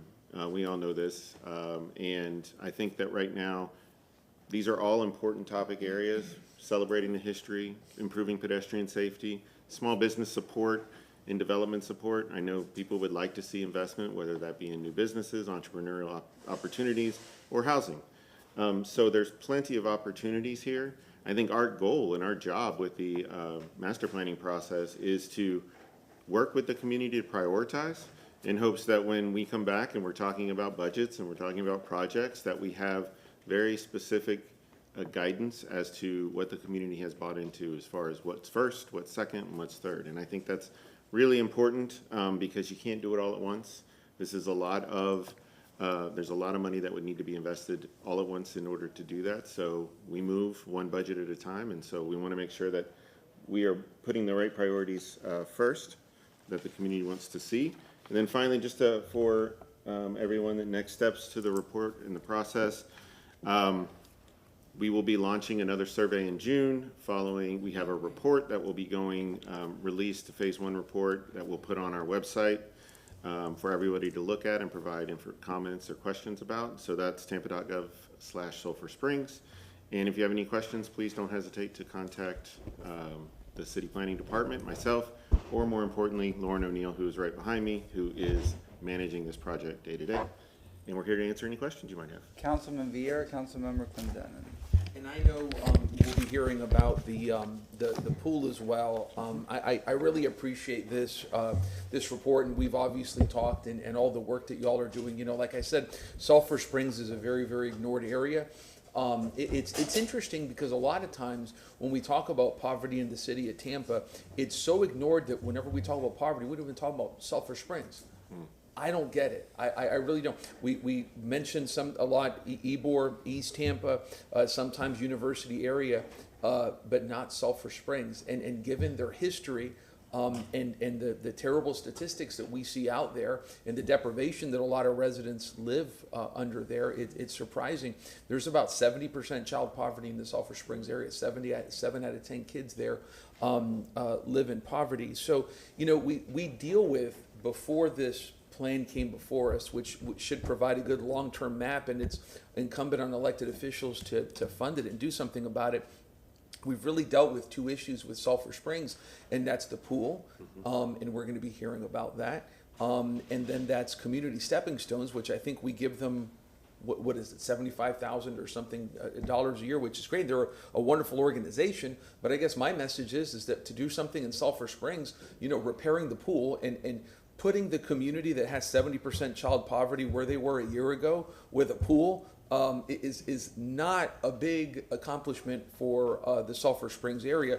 Investing in community stepping stones like we should be doing for a long time, and like we do for a lot of different civic and charity groups, again, doesn't really move the needle in Sulphur Springs. Sulphur Springs needs like a local Marshall Plan, in my opinion. Whenever you look at the statistics out there, I've mentioned before a CRA for Sulphur Springs. It probably won't happen while I'm on city council, but I think that is something that is inevitable. You talk to community members out there and they go, why don't we have a CRA? That makes no sense. You know, one of the big benefits for a CRA in Sulphur Springs is that it gives civic foundations to a place that doesn't really have strong enough civic foundations to come and lobby city council, to have a voice in the city of Tampa and in local community and everything. That's one of the benefits of CRAs. A lot of people say with CRAs that we have a lot of CRAs in the city of Tampa right now. I agree with that. But the good thing is, within, I think it is 9 years, Channelside will be leaving. The Channelside CRA will be leaving. If we get started on Sulphur Springs within the next 2 to 4 years, it will be taking off by the time that Channelside leaves. So again, that is actually a very worthy point. You know, a lot of folks say, well, CRAs force us to spend money in areas. And I stipulate to that. You give me, you ask me to agree to that, I agree with that statement. Because guess what? We will not spend money in Sulphur Springs unless if we have to. Why? I've been on city council for 8 years, and we have not spent a lot of money in Sulphur Springs. So I look at past action and past performance with that. And by the way, I've been on city council for 8 years. So I'm not pointing a finger at anybody, I'm measuring my time. So if we were to pass a CRA in Sulphur Springs, we would have mechanisms by which we would compel spending money and investing money and building up civic infrastructure in the Sulphur Springs area. It's the right thing to do. Again, it's not going to happen under this council. Very likely. I don't think so. Maybe it does, maybe it will. But it is something that is inevitable, especially with the Channelside CRA leaving. But again, if we don't have measures that compel us to spend money in areas like Sulphur Springs, we will do what we have done with the pool, which is instead of being proactive, we will be reactive. Sulphur Springs got on our radar because of the pool and because we're all good people up here and we care about folks and everything. We go, oh my gosh, the pool's gone. That's terrible. Let's help them out. Well, we ought to be proactive and not reactive. And I think a CRA helps us to be more proactive in everything. But the good thing is that even without a CRA, this plan will help, God willing, give us a map on ways that we can invest in Sulphur Springs. And so I do look forward to that, because there are a lot of people that want to invest in Sulphur Springs. There are some great names that are looking at that right now and that are doing things right now and using the people that live in Sulphur Springs as part of the human capital that are there to help invest in those communities and support the people that live there. So thank you very much, Mr. Chair. Councilman Clendenin Carlson. Yeah, absolutely. One thing I was on the list that kind of intrigued me, that wasn't on the list that kind of intrigued me, because we've had so many, several very significant issues, and that is public safety and gun violence, and that people didn't express concern about that issue. Because I think that's, there's definitely an issue there, and I think that everybody deserves to live in a safe neighborhood and feel safe when their kids go outside, that the kids are going to return. So I think that's always for Sulphur Springs, are for the people that are living in Sulphur Springs. You know, what we don't want to do is, we don't need to create another Water Street in Sulphur Springs. We need to have the improvements that actually help the people that are living in the community, help them renovate and improve their houses, because there's a lot of housing there that people can still, you know, not that anybody can afford anything in Tampa now, but relatively speaking, it's relatively affordable. And we need to, again, back to the public safety thing, we need to make sure sidewalks, because we do have a lot of kids in these neighborhoods. We have kids that are walking to these, if they're going to walk to the pool, or they're going to, you know, walk to a park or to stepping stones, you know, they should be safe in these kids that are in this neighborhood, and we need to be providing those resources. I'll differ from one thing that Councilman Vera says. He's talked about this council being responsible for not spending money there. Well, this council doesn't spend money, we allocate money. This is something administration, we need to speak to the administration about, of prioritizing the spending in these neighborhoods so that when they, and this is a perfect opportunity because the administration is going to be presenting us a budget and we're going to work through that budget. Let's ask that that budget that they submit has some of these priorities for the neighborhoods that have been neglected. And I think that is the path to success. I understand the concept of the CRA, but I think other than the fact that the county is not contributing, we have complete control, the city does, between the administration and this council, of how we improve the quality of lives of people that are not just living in Sulphur Springs, but we have multiple, Councilman or Chairman Maniscalco mentioned, Palmetto Beach area and these or the Port Tampa area, these other areas that we have control of that, and we need to be always, it's got to be in the forefront of our minds of one of the best purposes of government is to help folks and give them a hand up and help them be able to better their lives and their families' lives in a way that they maybe not be able to do with given the resources that they have at the moment. So that's my key issue. Is I don't want to look at Sulphur Springs as a development opportunity. I want to look at it as a community improvement opportunity to be able to work within that community to help the folks that are actually living there and not build it out for rich people. Councilmember Carlson. Yeah, similar to what my colleague just said, I'm totally against any new CRAs because I think they're bad for the community. But it's a moot point anyway because the state is meeting, I think, tomorrow based on the latest update I got last night, and they're going to ban new CRAs. So it's not going to happen anyway. I think what we need to tell people is that what CRAs are for is for real estate development. That's how they've been used mostly. It's maybe not how it was intended by the legislation, but that's how they've been used. They've been used to incentivize real estate development. So all it does is it keeps the added property taxes in that area. So how do you get added property taxes? The way CRAs traditionally do it is they use the new taxes to subsidize the real estate development that goes in.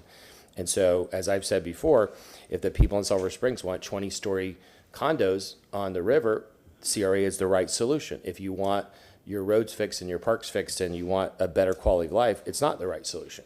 Because if you're just upgrading the infrastructure, that's not going to put more money into the CRA. The only way you put more money in the CRA is to build shiny new buildings and expensive buildings. That's why downtown has so much money in it.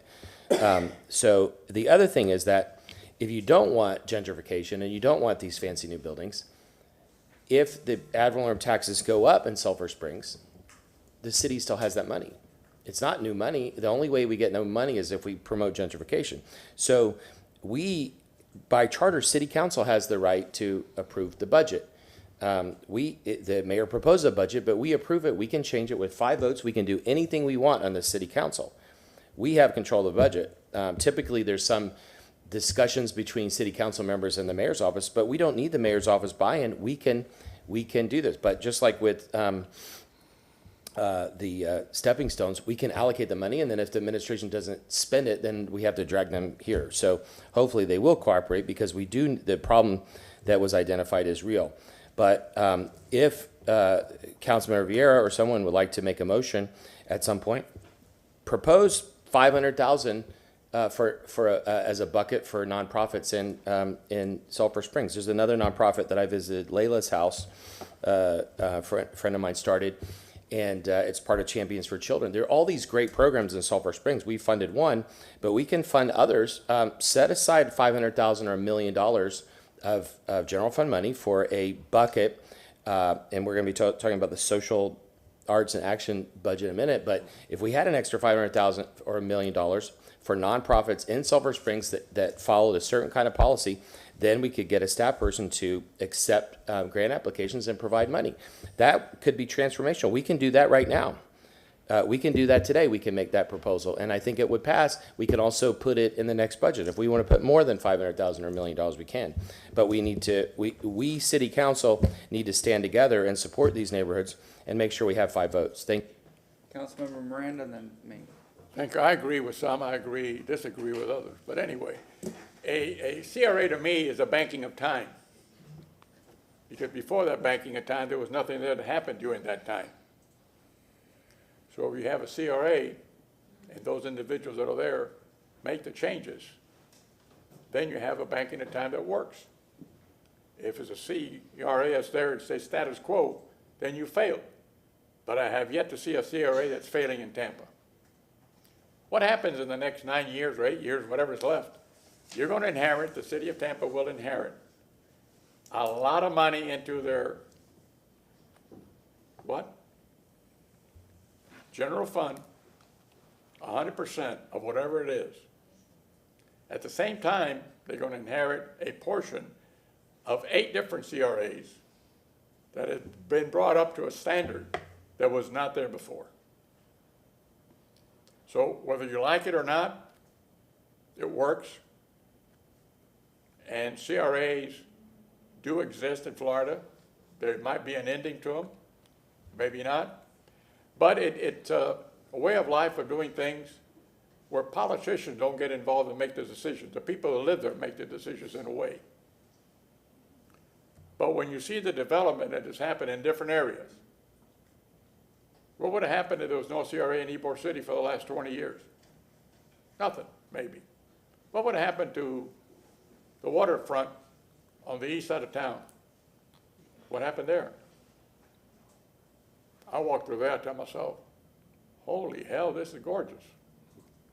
And we're going to inherit that, whether we like it or not, and you're going to have that money coming to the general fund. So the ones that are taking the heat for the ones that don't like CRAs are going to be forgotten. But whoever comes in after the next 8 years or so, when that CRA brings in the money, they're going to be in wonderful land. They're going to have more opportunities because the funds then will go 100% to the general fund, not to nowhere else. So you hear people running for different offices talk different things and pound their chest. I don't pound my chest because I have a very narrow chest that would hurt. But I admit to that. So what I'm saying is that we have to understand where we're at. Running a business, running a city, and living a life is all the same, just in different numbers. So these numbers in Seminole Heights may or may not figure into having a CRA. However, then you have the other animal looking at you that may be all abolished, other than the ones you have now, hitting at that certain time. So you're taking a risk one way or the other. But Ybor City failed 2 or 3 times. I shouldn't say the word failed. It didn't meet the expectation that was set for it. The others have all met the expectations the first time around, I believe. There's different areas of town that you could have walked through and you say, what am I doing here? When those lots were 15,000, 10,000, now they're 500, 600,000, the same lot. And you say, what happened? What happened was that it got developed the right way. And that's what happened. Listen, I lived in the best place in the world. It was called the Tampa Housing Authority. We never had no problem. We had a lot of kids, had a lot of fun, but we had a part, like Councilman Vieira was saying, we had one thing called Cascading Park Pool. And when that pool went down once for about 2 years, we didn't know what to do. And it was a unity for us to chit-chat with each other and understand more and more. When you learn things, you don't learn it by being just with your mother and father. Sure, they're the guidance, but you go out and listen to the world and you understand, your mind starts to flicker, is this right or wrong? And that's what makes kids human beings, men and women. So everything in life comes around and goes around, and I'm open to all discussions in Sulphur Springs because I remember one time they needed density. So what happens? They started building duplexes for density. It's true fact. But that helped to some degree, and it hurt in another degree. So I don't believe we certainly want that. We want something much better looking than that for the obvious. However, it does have a problem. That's 3 problems. The interstate, real fast. Florida Avenue, real fast, and Nebraska Avenue, real fast. You don't recognize it because you're always speeding through to get wherever you're going.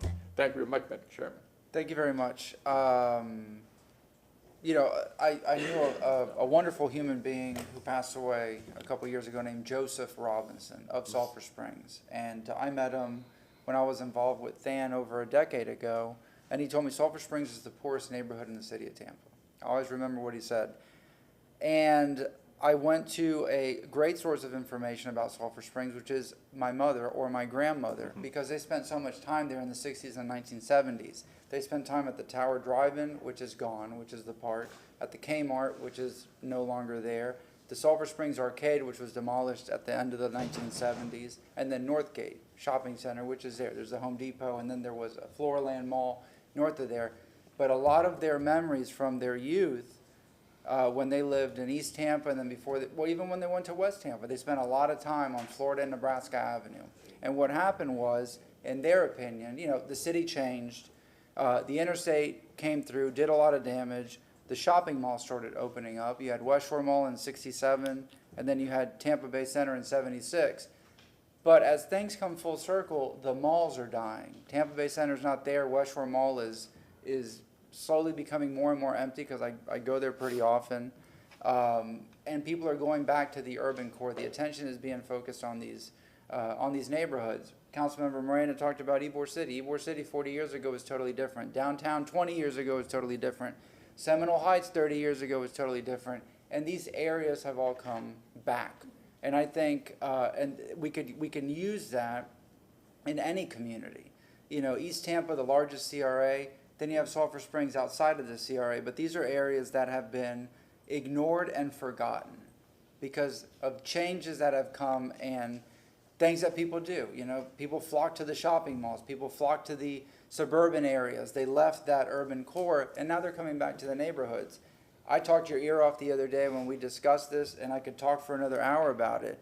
And I said, I hope that the next mayor, because this term is coming at the end, and we're going to have elections and everything, that they talk about the areas of the city that have been forgotten.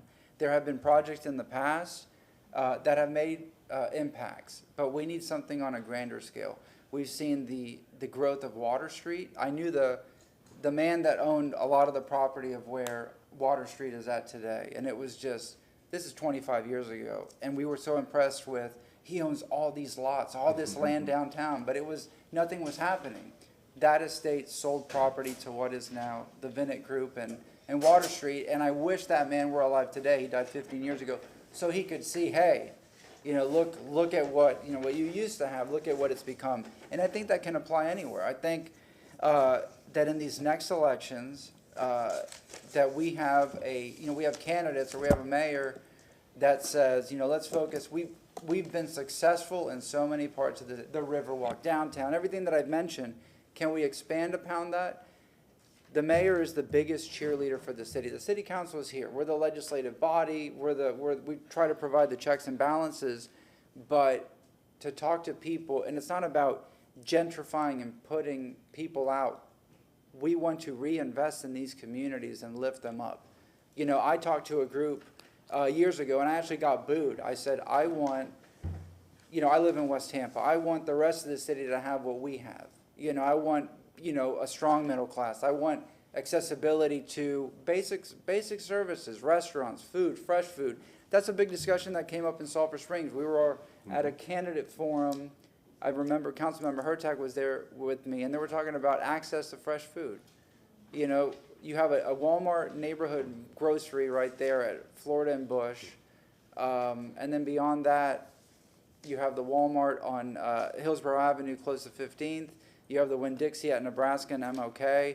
But you have a barren area. You know, they call them food deserts. There's other names to apply to that. But Sulphur Springs doesn't have what the rest of the community has. And that applies to, you know, going even further east all the way to the city limits. But I think we need to make those investments. The rest of the city is flourishing in some degree or capacity, but Sulphur Springs specifically, and East Tampa in general, they're frozen in time. Again, my mother will tell you where she went in the 60s and 70s, they're either not there or the buildings are there, but the services, it's not, you know, the investment's not there while the rest of the city has grown. So thank you very much. I look forward to your October 30th presentation. I know we should be waiting for this till then, so yes, sir, and then I'll go to Councilman Vieira. Yeah, just a couple of quick comments that I just wanted to make, and I really appreciate all the comments from you all. And yes, we all talked separately over the last few weeks.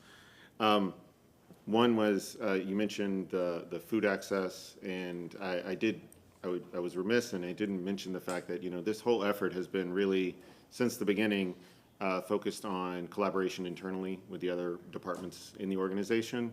So we're working with Economic Opportunity as they work on their food access program, which is very much focused on Sulphur Springs.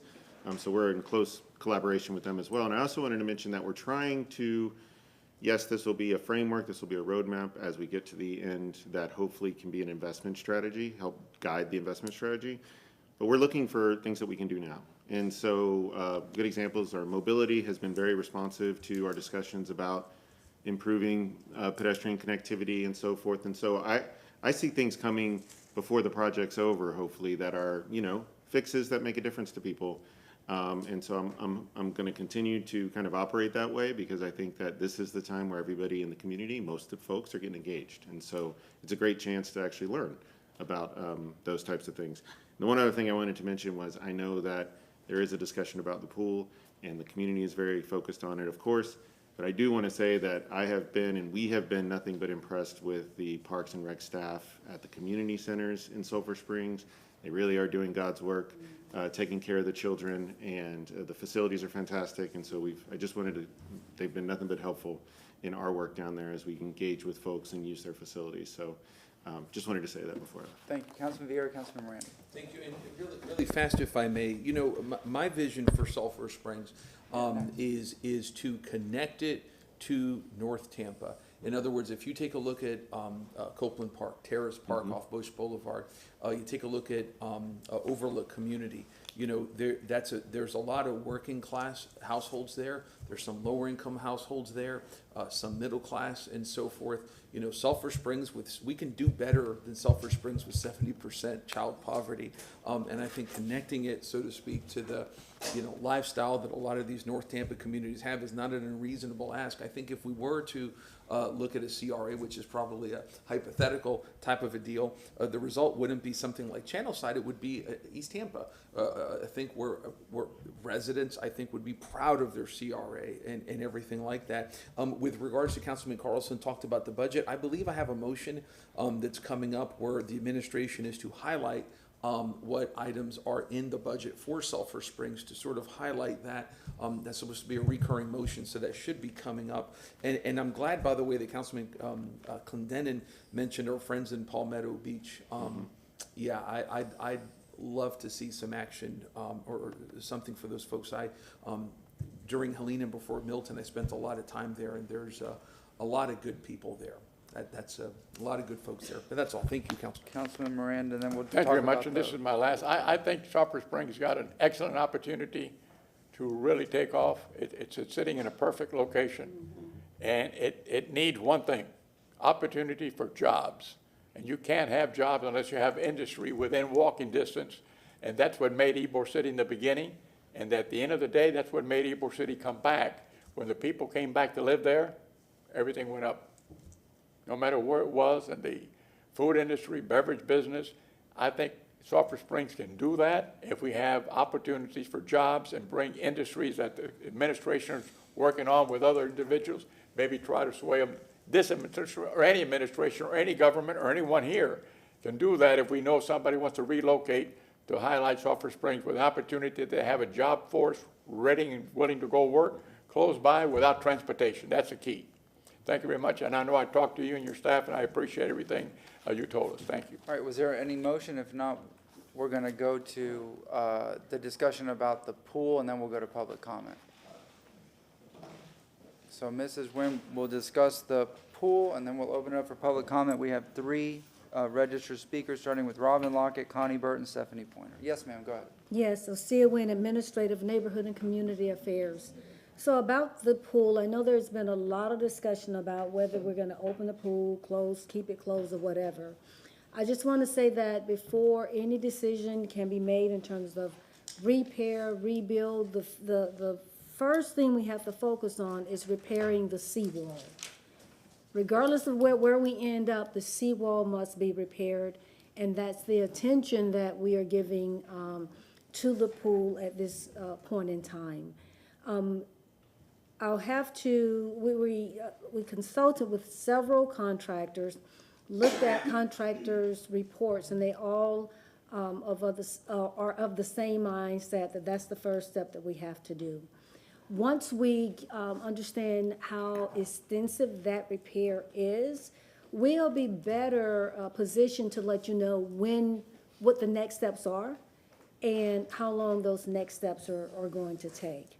We're looking at starting the seawall repair within the next 2 months. I think we have an affidavit going through the process right now. If there are no hiccups, it'll be in short order. The repair is so extensive, I do not anticipate that it'll be complete over the summer. I just want to put that out there. We want to do it, it needs to be done, but we want to do it right the first time.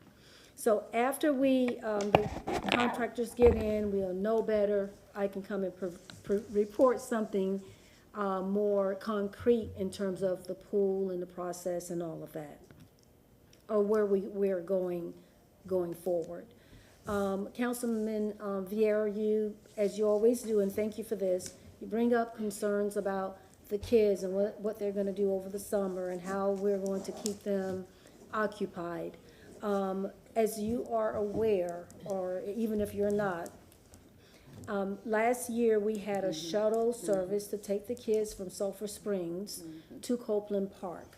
We will entertain that again this year to see the level of interest. It was not highly used last year. So if it's not used this year, we're going to be more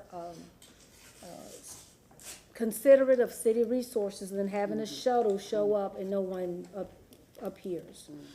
One of the options that we're looking at is we have the Spring Hill Park that has a splash pad, which is safer access than crossing Nebraska to Sulphur Springs. We're looking at how we can reactivate that park to accommodate more hours that will allow access for the students or for the kids or the community.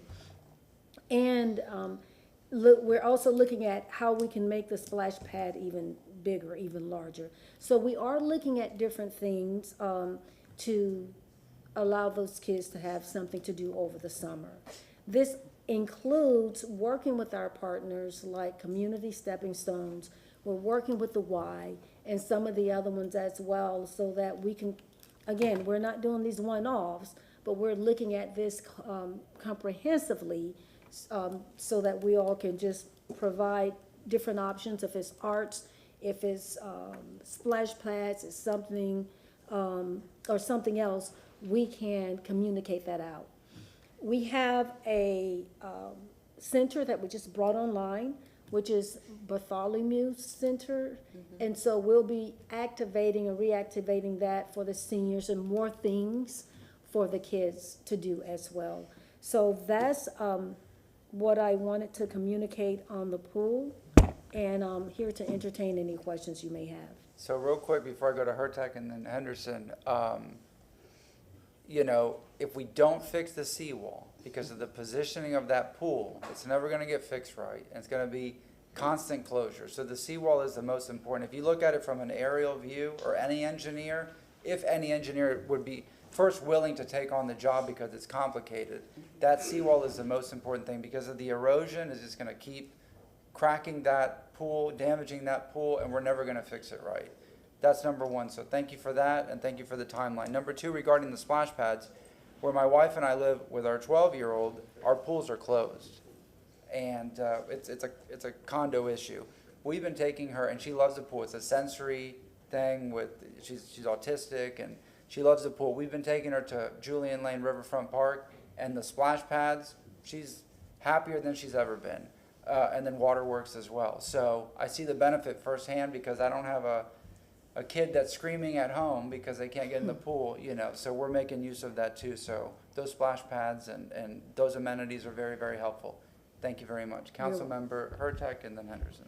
Thank you so much. And I spoke to you before about some of these issues, and I just want to say thank you so much for the information about the splash pad in Spring Hill. I think that will be good. One of the things that we that I asked about was last year the city did a big push for National Swim Lesson Day. And I was hoping you could talk about maybe what we could do for this, for the youth in Sulphur Springs on National Swim Lesson Day. Absolutely, I'll happily talk about that because particularly in the Sulphur Spring area, all areas, I don't have the specific stats, but the Black and brown communities are the communities that have the highest incidence of drownings. And so we're super excited to provide shuttles from those, or transportation from those communities to the National Swim Day, which is in June, and it will be held at Copeland Park. We'll do the same thing for the Sulphur Springs area. We'll communicate out to everyone to let them know when it is, and we'll pick up, but yes, it's a transport, but yes, we're excited about that, and we'll make sure that's communicated. I should have had the dates, I don't, but I'll make sure that that's communicated out. That's okay. I do appreciate it. And additionally, we talked about the expanded partnerships that you have. So I really appreciate that you spoke about that as well. So those were the things that I wanted to talk about. I'm really happy that you're focusing on the seawall and that we are moving forward. Unfortunately, I know it's a slow process because getting a lot of engineers, just different bids to look at that seawall, I know it was very complicated. So it's really unfortunate that we don't have the pool this summer, but there's really no other way to have gone around it. We have to get the seawall fixed. So I did want to take the time, since I didn't speak earlier, I kind of wanted to put all my comments together about, the mobility department just took me on my aide, Ms. Scharf, and I on a bike ride to see the new green artery segments, D and E, which will go around and near Sulphur Springs. So it's actually going to hug the river as it turns, and that's from the west side, and then it crosses the street at Bird. It crosses Florida Ave. And we had to bike along Bird and then go down into the Sulphur Springs Park. And I was like, hey, y'all, do you know that there's a boardwalk under 275? And they were like, what? So we took the boardwalk under 275 and we ended right there at the beautiful Sulphur Springs Water Tower Park. And all it would take is some asphalt to connect it to Florida Avenue, and then you have so much more interaction. And that is something that people can use to connect to Florida Avenue a little bit more safer than Bird Street. So that's one of the things that I'm talking to the mobility department about. Just like Mr. Johnson said earlier, there are things we can do before we get this plan, and that's high on my agenda of the things that we could do. Now, getting a crossing at Florida Avenue is like another thing because that's an FDOT road, but, start small. Yeah. And that is something that people can connect then. And I know that the boardwalk around the manatees and the spring itself needs some love and help as well. So that could be something that that this body could help fund to help that connectivity and help people be able to access the river more on that side, because I mean, quite frankly, the manatees are a big draw, and the fact that you can't get to them now is something that the community is upset about. So being able to open that, and then that fabulous shelter on the river, the park shelter that the community uses for many events, but especially the boat parade in the holiday time. But also just the things that we're doing with Sulphur, with community stepping stones and other, the K-8 school, the newly reopened community center, just these things that we're able to do in the smaller things in the short term while we wait for the bigger plan. I'm just really happy to see. And so I just wanted to say that I'm really looking forward to the plan. I had a really wonderful conversation with the team working on this, and I just can't wait to see what's next. But I'm really glad we're focusing on this. Yes, ma'am. And one thing, you mentioned the boardwalk. We are in the process of repairing the boardwalk now. Great. Okay, so the process does not mean someone's out there now. We're giving due attention to it so that it will be repaired in short order as we look at really activating the area even more. Great. Well, if you need some funds, let us know, because we're doing that next. But also, when they're looking at that, if they wouldn't mind looking at the space under 275, there are a few boards and things that could use a little love. And I don't know if that goes from actual wood to being the Trex or whatever. Plastic stuff. Thank you, the plastic composite, thank you, that's what I was looking for. The composite decking or whatever that we need to do under 275 to make that whole as well, because I'm afraid after the rainy season, that will need repair as well. So thank you. Councilmember Henderson, Clendenin. Thank you so much. Ms. Nguyen, I really appreciate you bringing up the transportation that we provided as an alternative because Sulphur Springs Pool was not, available for the community. Do you have a figure of how much that costs? Because I know that it was underutilized and, I don't know if that was a communication thing or this kids just didn't want to, ride the transportation to go to a different pool. Do you know how much that costs? No, Because that ma'am, wasn't initially in our budget. No, ma'am, it was not, and no, ma'am, I don't have Okay. that in front of you, but I can get it for you. Okay. Remember, because of the height of, we were in budget season, so the mayor allocated $1 million to Sulphur Springs. Do y'all remember that? Yeah. So that $1 million, what happened to it? Was that to have these contractors, or, did that go toward the transportation cost possibly? And can that go toward improving this splash pad right away so the kids can have something, readily available at Spring Hill Park, because the pool is not going to be ready. And I also appreciate you saying that, and I said that to the community, because of this seawall issue. I don't want them to think that this is let's put a Band-Aid on it. It's a serious issue, and the hard part for the community to hear is that we may not be able to do this. And I know that that's a tough pill to swallow, but it may be true because of the seawall issue. I don't know the contractor that's willing to tackle it. You said several contractors looked at it. Are you willing to tell us did they express interest, or that, this is out of their scope of what they do? Well, we had the consultants, let's just say the consultants looked okay. at it, just to let us know just how bad is bad. And so we wanted to make sure that we were looking at this, again, not just putting a Band-Aid, but we had enough eyes on it to see where the issue is. Even after we repair it, we don't want a situation where in 5 years we have to go re-repair it, because it was something we did not take in consideration the first time. So we had the consultants to come in and just to say, hey, this is what you're dealing with. And so, no, to answer your question, I'm not prepared because I don't have that, but I can get that to you.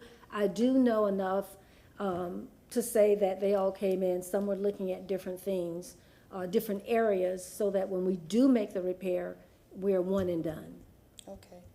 So the $1 million that the mayor requested in the budget for Sulphur Springs, we can take a look at that in terms of possibly the alternative of Spring Hill Park and making the splash pad improvements, because that was not in the budget, right? For you to do something with Spring Hill Park in terms of a splash pad. No, ma'am, that's not in the budget. Yeah. And yes, we'll look at it to see where the funding is, where it's there, but where it is and what has been. You ask if it was used for the consultants. I'll have to look to see. Okay. If that was the case, yes. Yeah, because I know that was kind of like I don't want to say hurried, but, it was an added line item to the budget and not necessarily well-defined. And if there's an opportunity, because we're saying to the public, Sulphur Springs Pool is not going to be ready, the alternative of a splash pad, which is very successful over here at, what's the park right here? In my neighborhood. Yeah, that one. It's very, I see kids there all the time. It's a good alternative for parents, I guess, to do that. And it keeps them on that side of the, for safety reasons, transportation reasons, keeps them on that side of the community. Okay, thank you. You're welcome. Let's see, gosh, now where do I start? One, I want to say, I just think you are an incredible public servant. I think you just do such an outstanding job. You are able to balance things like I've never met anybody be able to balance with your portfolio. I mean, just absolutely tremendous. I could not pour enough praise on you for in your job. Question for you. Boy, I'll tell you what. City employees, see, we do compliment. It's not always a tax. So the Tower Park, what is the long-term plans for that? Because it's such an underutilized piece of, parcel and so well positioned. And again, as Councilman Hurtak, the boardwalk that goes underneath, if it was improved for access to the community, is there a long-term vision for that? Yes, sir. So the long-term vision is we will, a couple of things. First thing is that our guidance is the Parks and Recreation Master Plan. That tells us, that instruct us on what we need to do for the area. If there are options, if the pool is not an option, we'll look at what else we can do. We haven't gotten there just yet. Okay. Because we just want to see what we can do with the current asset that we have, repair, replace where we are, or what have you. But we do have options there. We just have to explore them more based on the outcome of where we are. But just to, if you don't mind, there are some environmental Yes. Right, I understand. issues No, there. I do, I understand that. Are there any other parcels that we control or can we control that would be more centrally located for a pool that is, so if we rebuilt a pool that we could put it in a better location for the community? Council member, we looked at that. We started looking at what we could do possibly in Rolette Park and some of the other areas as Right. well. So we are exploring Okay. those options. Because there's just something that gnaws at me, and of course, this is just intuitively and not quantitatively with data, that we may be doubling down on a loser, and that maybe the best purpose of this property is to restore the spring and, take out the seawalls and restore it to a natural habitat, again, with the manatees and all. And then since this, we kind of acknowledge that this pool is not necessarily in the best location for safety and for the neighborhood. If we're able to acquire property and build a modern world-class facility in a different location, that may be the best use of this money. Again, especially if we can't restore what's already there. If we're talking about rebuilding, I think we should build back better. And find a better place for it that would be more accessible to the entire neighborhood and to the kids that, walking to and from this parcel, so. Yes. Sound like Joe Biden. What's that? You sound like Joe Biden. Joe, I sound like him. Build Oh, back really? Did I better. just lose my mind? Build back better. Did I wander off into somewhere? But yeah, I mean, those are my only thoughts. I just expressing what was bouncing around in my head, so. I mean, I think that we shouldn't get vapor locked on one solution. And I know you already acknowledged that. You guys have been looking at all these different things, even with this particular summer coming up, that you're exploring the YMCA and other alternatives to keep kids engaging kids and in sports and maybe outdoor activities in some of these parks, and activating some activities for keep kids' minds and bodies active. So Yes, sir. And to support what we did last summer, we've partnered with Heart.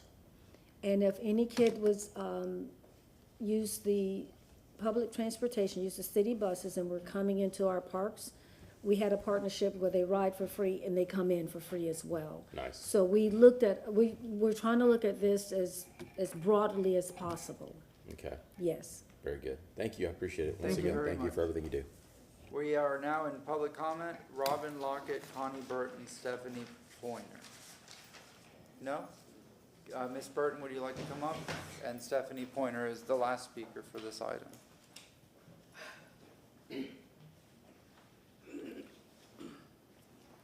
Good morning, ma'am. Please state your name. Good morning, Connie Burton. I want to start off by saying the acknowledgement of, say, a worldwide leader, a religious person, Pope Francis, to be identified as a servant of the people. I think that's important to say, especially in your role.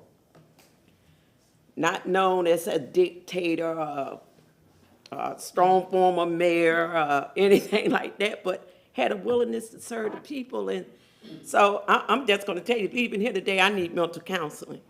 Because to hear how, in your role, in your capacity, of saying not knowing certain things, that the community can see the transformation of what things that was once given to the community or told it was the community. To now see certain parks and facilities and neighborhoods have almost gone back into apartheid state. They have. To hear now, one of your council members saying, hey, we have the power to set aside this money right now so we can make things better. And I want to see the reaction from that. But then to know that in certain Black and brown communities, you have people living below the poverty level in 2025. Then you can hold up Water Street and all these wonderful. He pointed out that if you look at these two sections, section D and E of the Green Artery, those two go together, but they left out Sulphur Springs on city-owned property. What the what? Why? And so he wasn't able to make it today, so he asked. So I told him that I would speak about this, and I'm just trying to figure out why we neglected this part of the city for the artery. Just saying. I also got a text message from my friend Mr. Keyports this morning. There was $1.9 million set aside for the pool repair between FY 2019 and FY 23. And Parks and Rec is trying to get a new contract in place to finalize the funds. There was a nice gentleman named Ronald Giovelli who I forwarded stuff to you guys from Tim. He sent that in. I'm just trying to figure out what I'm glad that Ms. Nguyen spoke today to the pool, because I think waiting till October is absolutely absurd. If you're gonna advertise other places, you have all that fencing right there on Nebraska. Get some big banner signs and put them on the fence. Here's the way to go. Free bus ride. If you're working with Hart, and I think Hart working with the city for free bus fare to a Parks and Rec facility is the way to get our public transportation working. When I lived in Louisville, my kids, my middle schoolers, all rode the buses everywhere. Every time that a kid would stay after school, they got a TARP ticket, free to go home. So the school system supported the bus system. And I think that's a wonderful way for our city to move forward in getting kids on public transit, because they will drag their parents right along with them. If you want something done, you get kids on board, they are going to drag their parents right along with them. You don't want anybody smoking? A kid will tell you, why are you smoking? That's nasty.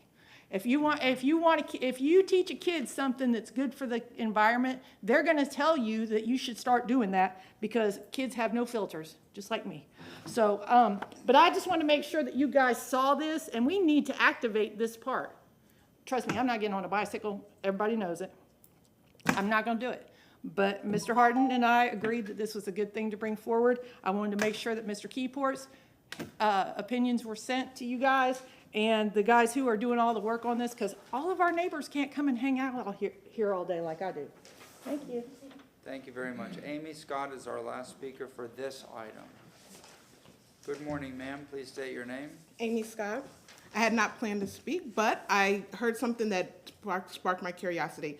I am actually part of the South Seminole Heights Civic Association, and when we mentioned the Sulphur Springs pool maybe needing another location, I just want to put a little plug in for the old Angus Goss Park, which used to have a pool.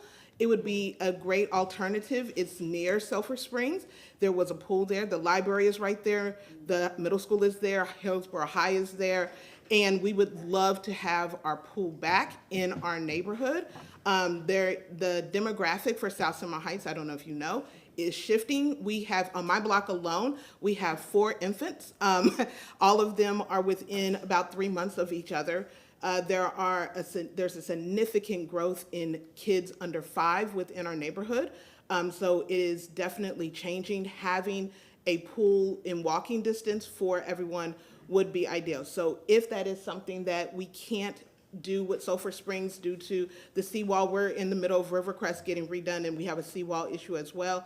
We've been trying to get our park finished, and we are working on it thanks to Administrator Nguyen. She's got that on the agenda. So hopefully we'll have ours done, but that seawall does take time. Maybe Angus Goss would be a great alternative so that our area can still have a pool without having to go all the way to Cyrus Green or Ybor. So that's all I had to say. Thank you. Yes, ma'am. Thank you very much. All right. Item number 4. saw, do we need any motions for this? There's a continuance for October 30th, 2025. Go ahead. Councilman Hurtak, were you gonna make? No, go ahead. Sure. Go ahead. Yeah, a couple of things. I think we should have a written staff report on the status of the pool, maybe come back. Yeah, like I was gonna say that October, the first week of October, if I may. That is a written report. Yes, written, All right, yeah. this is a written staff report, the first regular meeting in October. Yeah, there you go. October 9th regarding just a status update on the pool. Just so we can be reminded on it. You know, it was 2 months were mentioned and, you know, regarding the seawall and whatnot. So, all Yeah. right, we have a motion. Do we have a second? Second, Councilmember Hurtak, all in favor? Aye. Any opposed? The second one is, Ms. Burton had brought up something on the summer youth program. We should make a request, because we did bring up the issue of 70% child poverty. And I don't know what council thinks about this, about additionally funding that program and centering it on Sulphur Springs for this summer. What do y'all think about So that? last night I was at an event and I saw President Yvette Lewis, and we talked about this, about why not 72, and I also spoke with Miss Burton. And if someone else wants to make the motion. At Christmas time regarding, you know, upping the number to 72. And, I think I would be supportive of that. You know, I mean, Yvette Lewis had mentioned yesterday, you know, how many calls she got during spring break when kids were out of school and whatnot. And, you know, that was a week. So you imagine 3 months in a summer, almost 3 months, to keep kids employed and busy and whatnot. I would be supportive of pushing for, the funding or getting that number to 72. And Councilmember Henderson. Thank you. No, I was first. Oh, Clendenin Henderson. But you can go if you want to. I mean, I don't. No, if you were first, go. Yeah, okay. Honestly, even 72 is not enough. Since I've been on council and before I was on council, I've always been an advocate of these types of programs. When I was a kid, I was a counselor for youth that had been in trouble with the law, and I was like, big brother kind of thing. And I see that this is an inherently government function to be able to have intervention into young people's lives to get them off on the right foot. And I think, as Ms. Burton said, in lieu of what? When we were all 15, when I was 15 years old, if I wasn't busy, I was in trouble. I mean, that's just 15, especially 15 to 16-year-old boys, that's what happens. Their brains go crazy and things happen. And so, we want to keep them engaged. I know you're talking about me down there. What's your excuse now? Exactly. I'm just old and senile, I guess. Is No, I'm not talking with you. But no, I know. I think that we spend, and I mean, a lot. I've got this page of all the social action fund money, and there's some things that organizations we've been supporting for decades or more that probably we shouldn't be, because give them a hand up, but not in perpetuity. Some of these groups and some of the other stuff we're doing for what we spend on policing and everything else. Why not be proactive? And I think this is worthy. It's not going to be solved this summer. We can help and expand a little bit this summer, but I think as a long-term goal of the city, I think we should have a consequential summer youth program. I think it's if we spend more money on that, maybe we can spend less money on policing. So I think that is a really admirable goal of the city of Tampa to pursue. Councilmember Henderson. Thank you so much. For me, one of the first things that happened when this body became a council and CRA board was we voted to move the East Tampa CRA funds, take the Summer Youth Employment Program out of the CRA because it's not slum and blight, and we put it in its rightful place. And then from a budget standpoint, they put in the dollar figure of what it would cost to employ the 40 plus kids plus the staff member. And so at budget time, when we approved the budget, it was not 72. It was not 72. It was 45? Possibly about 45 kids. So that would have been the time to do it. And I do appreciate the fact that Ms. Burton and, our community members are saying it should be at 72, but that was the time to do it. And so we didn't do that. Not that I was opposed to it. We moved it into its rightful place, but it was at the number 45. And that has been communicated. And so I don't know, how we landed on 72 being an exact number, which is kind of interesting, not 75, 70 or 75 or whatever, but 72. So it's not that I don't support that, and I just want to say that to the entire East Tampa community. The other thing is that this Friday, tomorrow, I will be at Hannah Center, where we are taking applications for summer youth employment. Ms. Nguyen met with, I believe, with the NAACP this week and had a discussion about that. And so we can also check with, our human resources. The applications are coming in. Have we even gotten to 72? Also, there was an advertisement in the Florida Sentinel indicating that we are accepting applications and that the Summer Youth Employment Program, we are hiring, and East Tampa has a right to apply. One of the things that is true, and it's important to say, is that our Summer Youth Employment Program is open to the city of Tampa. And that is a fact. It is open to all children in the city of Tampa. And so are we encouraging East Tampa youth to apply? Absolutely. And we have designated under the employment program an opportunity for them to do so. But the 72, our responsibility as a council was to do that at the budget. And that did not happen. And so if we were to make that change, how does that come about? How do we ratify the budget to make that happen this summer? That is the better question. An amendment. We would have to do an amendment. But shouldn't we look at to see how many applicants we actually have, to see if that need is actually there to do that? Because the kids have to apply. You have to justify the 72 by actually having the applicants in place, not, we have 72 and then, beg kids to fill those slots. And then the other thing that's really important to mention is that because of how summer youth employment works in the city of Tampa, we have kids who work for Parks and Rec that actually are from East Tampa. They just don't do it. They didn't do it under that particular program. They work in our parks and they live in East Tampa. So you can literally take the data and just also look at it from that direction as well, is that we are serving students from East Tampa under our summer employment program that may not fall under the guise of the program that existed under the CRA. They work for the city of Tampa at our Parks and Rec, and they just happen to be from East Tampa. And we have a right to pull those numbers to justify that it is East Tampa residents that we're serving. Are those part-time temporary help? All of the jobs are part-time temporary. They're the 32 hours. The ones you just referred to for Parks and Rec? Yeah, those are the 32 hours, $15 an hour, that benefit kids from other parts of our city, but also East Tampa students, youth benefit from those numbers as well. So it's not like we're just isolating, only 45 kids for East Tampa get a job. They get to apply, and we need to have, that data to say, is there a need for 72? Possibly, absolutely. I worked during the summer, my first job. And also,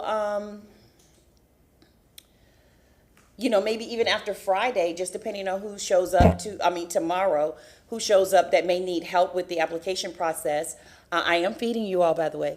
So, we'll have even better data and then go back to human resources to say, hey, how many students have applied so far? Because I'm asking for that every week because I've even put it in the paper that even I'm hiring. The police department, communication is hiring. We have opportunities that take them beyond what Ms. Burton said when I first became a council member, when she said that, we're treating them like slaves and they're cleaning up. And so that was connected to the cleanup, was connecting it to the fact that it was CRA dollars. So you have to address the slum and blight. That's why they were cleaning up. So now that we have a full-fledged program where they get to work in the office of city council, you all can have one too if you want it. And so in communication and other areas within the city of Tampa is an opportunity to also expand the program so they can get some viable work experiences in other areas besides, cleaning the neighborhood and being a part of the program the way it existed before. And I'll just leave it at that. I just wanted to make that comment publicly so you all know that if it landed at 42, that happened at the budget time. Councilmember Hurtak. And we would need to amend it. And again, I mean, I've spoken to Mr. Mulkey about this, as well as Ms. Nguyen. And yes, I mean, there are some jobs that are temporary summer jobs that youth are employed, but everyone can apply for, like lifeguards, folks that work with youth in summer camp programs. So they don't have to be youth, but they can be. So I think that's one of the things. But if I remember correctly from my conversation with Ms. Nguyen and Mr. Mulkey, and Ms. Nguyen can tell me if I'm wrong, that they wanted to start smaller because it was a brand new program, and they wanted to make sure it was they could get it to work before they expanded it. And if that, I mean, if you just want to, I mean, this was my recollection of why this particular group was going to be smaller this year. Yes, ma'am. So, Osea Nguyen, Administrative Neighborhood and Community Affairs. As we're to address Councilwoman Henderson's comment about slight and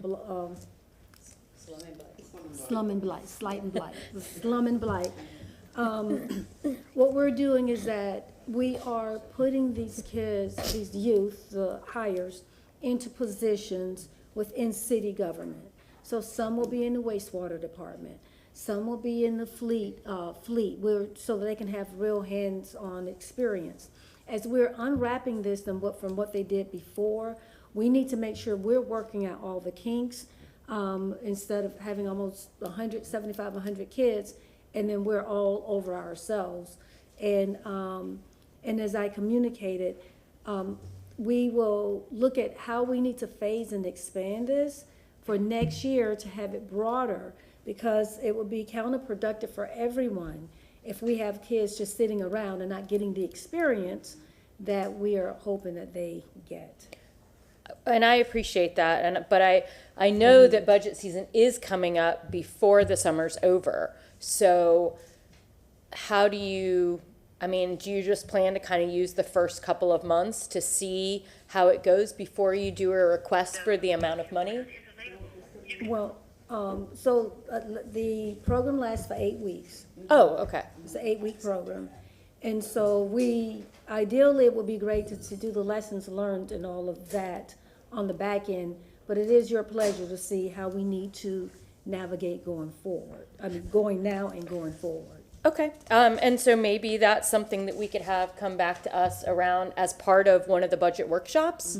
So Mr. O'Hara is conveniently here and probably tie with you to do that, to make sure that we get, now that you've had, after that first year of experience, like how we can expand it and how we can make sure we fund it for next year following Councilwoman Henderson's points. So I would ask that be a part of one of our budget workshops in August. Okay. Councilmember Clendenin, and then I'll go back to Vieira. Yeah, the only point I was making is derived from my fellow councilperson's conversations. I'm a huge fan and supporter of affirmative action type of programs, and I know that maybe people have a negative opinion of that, but I've always been a lifelong supporter of that. So we have to be able to craft, as we explore these options of expanding a summer youth work program, to be able to help people with that leg up, and identify the folks that really that we're target folks that in the community that for various societal reasons have not necessarily had the ability to share an equal access to programs and opportunities. So as we develop this, I want to make sure that it's not good enough in my mind and my value set is to think that there is an even playing field. So when you open these things up, because it just doesn't, it's not reality. So I think that we have to make sure that there is some type of affirmative program to be able to identify the targeted youth that we're looking at to benefit, to help to give them that leg up and that hand up so that they can have a successful start on life. So that's the only thing I would let's leave that with, is that make sure that we have something that is affirmative and targets the right people. May I make a Yes, ma'am. comment? Then I'll go to Councilman Okay, Vieira. Yes, just ma'am. really quickly, the number 4872, whatever numbers, the amount that came over from the CRA was 36. There was an additional 12 from citywide that the general fund pays for. So I just wanted to make sure that we were clear on that. And then also to communicate, we have more than this program. In Parks and Recreation, over the summer, we hire about 375 youth. We partner with Career Source to hire young adults, teens and young adults from the ages of 16 to 24. So, and then we have another program we're working with Hillsborough County School District to employ youth as well. So I just want to make sure that we have more. We're talking about this program, but I wanted to make sure that you understood this is not the only thing. Not dismissing what we're doing and what we're talking about, but just want to share some insight to all of the other programs that we oversee for the summer. Yes, ma'am. Councilman Vieira. Yes, so my motion that I think kind of captures where we're at on council is that we have a staff report on May 15th that requests the following, which is the capacity of this program to potentially increase more up to 72. Again, I know that probably can't happen this year, but that affirmative steps are made to reach out to Sulphur Springs organizations, including but not limited to, and I can give you all this, the Sulphur Springs YMCA Community Stepping Stones, to see what additional capacity we can handle for this summer through any Sulphur Springs youth. I say that because we're talking about Sulphur Springs right now, and I do think that is a worthy gesture, where if we can fit in another 10, 15, whatever it may be, of kids from Sulphur Springs, of those kids that 7 and 10 that live in poverty, that's a win. So that's my motion for May 15th, because again, summer is upon us. Yeah, so that's my motion and a second. All in favor? Aye. Any opposed? Thank you you. very much. Item number 4. I did public comment. Item number 4 is a motion by Councilmember Hurtak, if you want to start it off. Yes, I didn't know if Mr. O'Hara had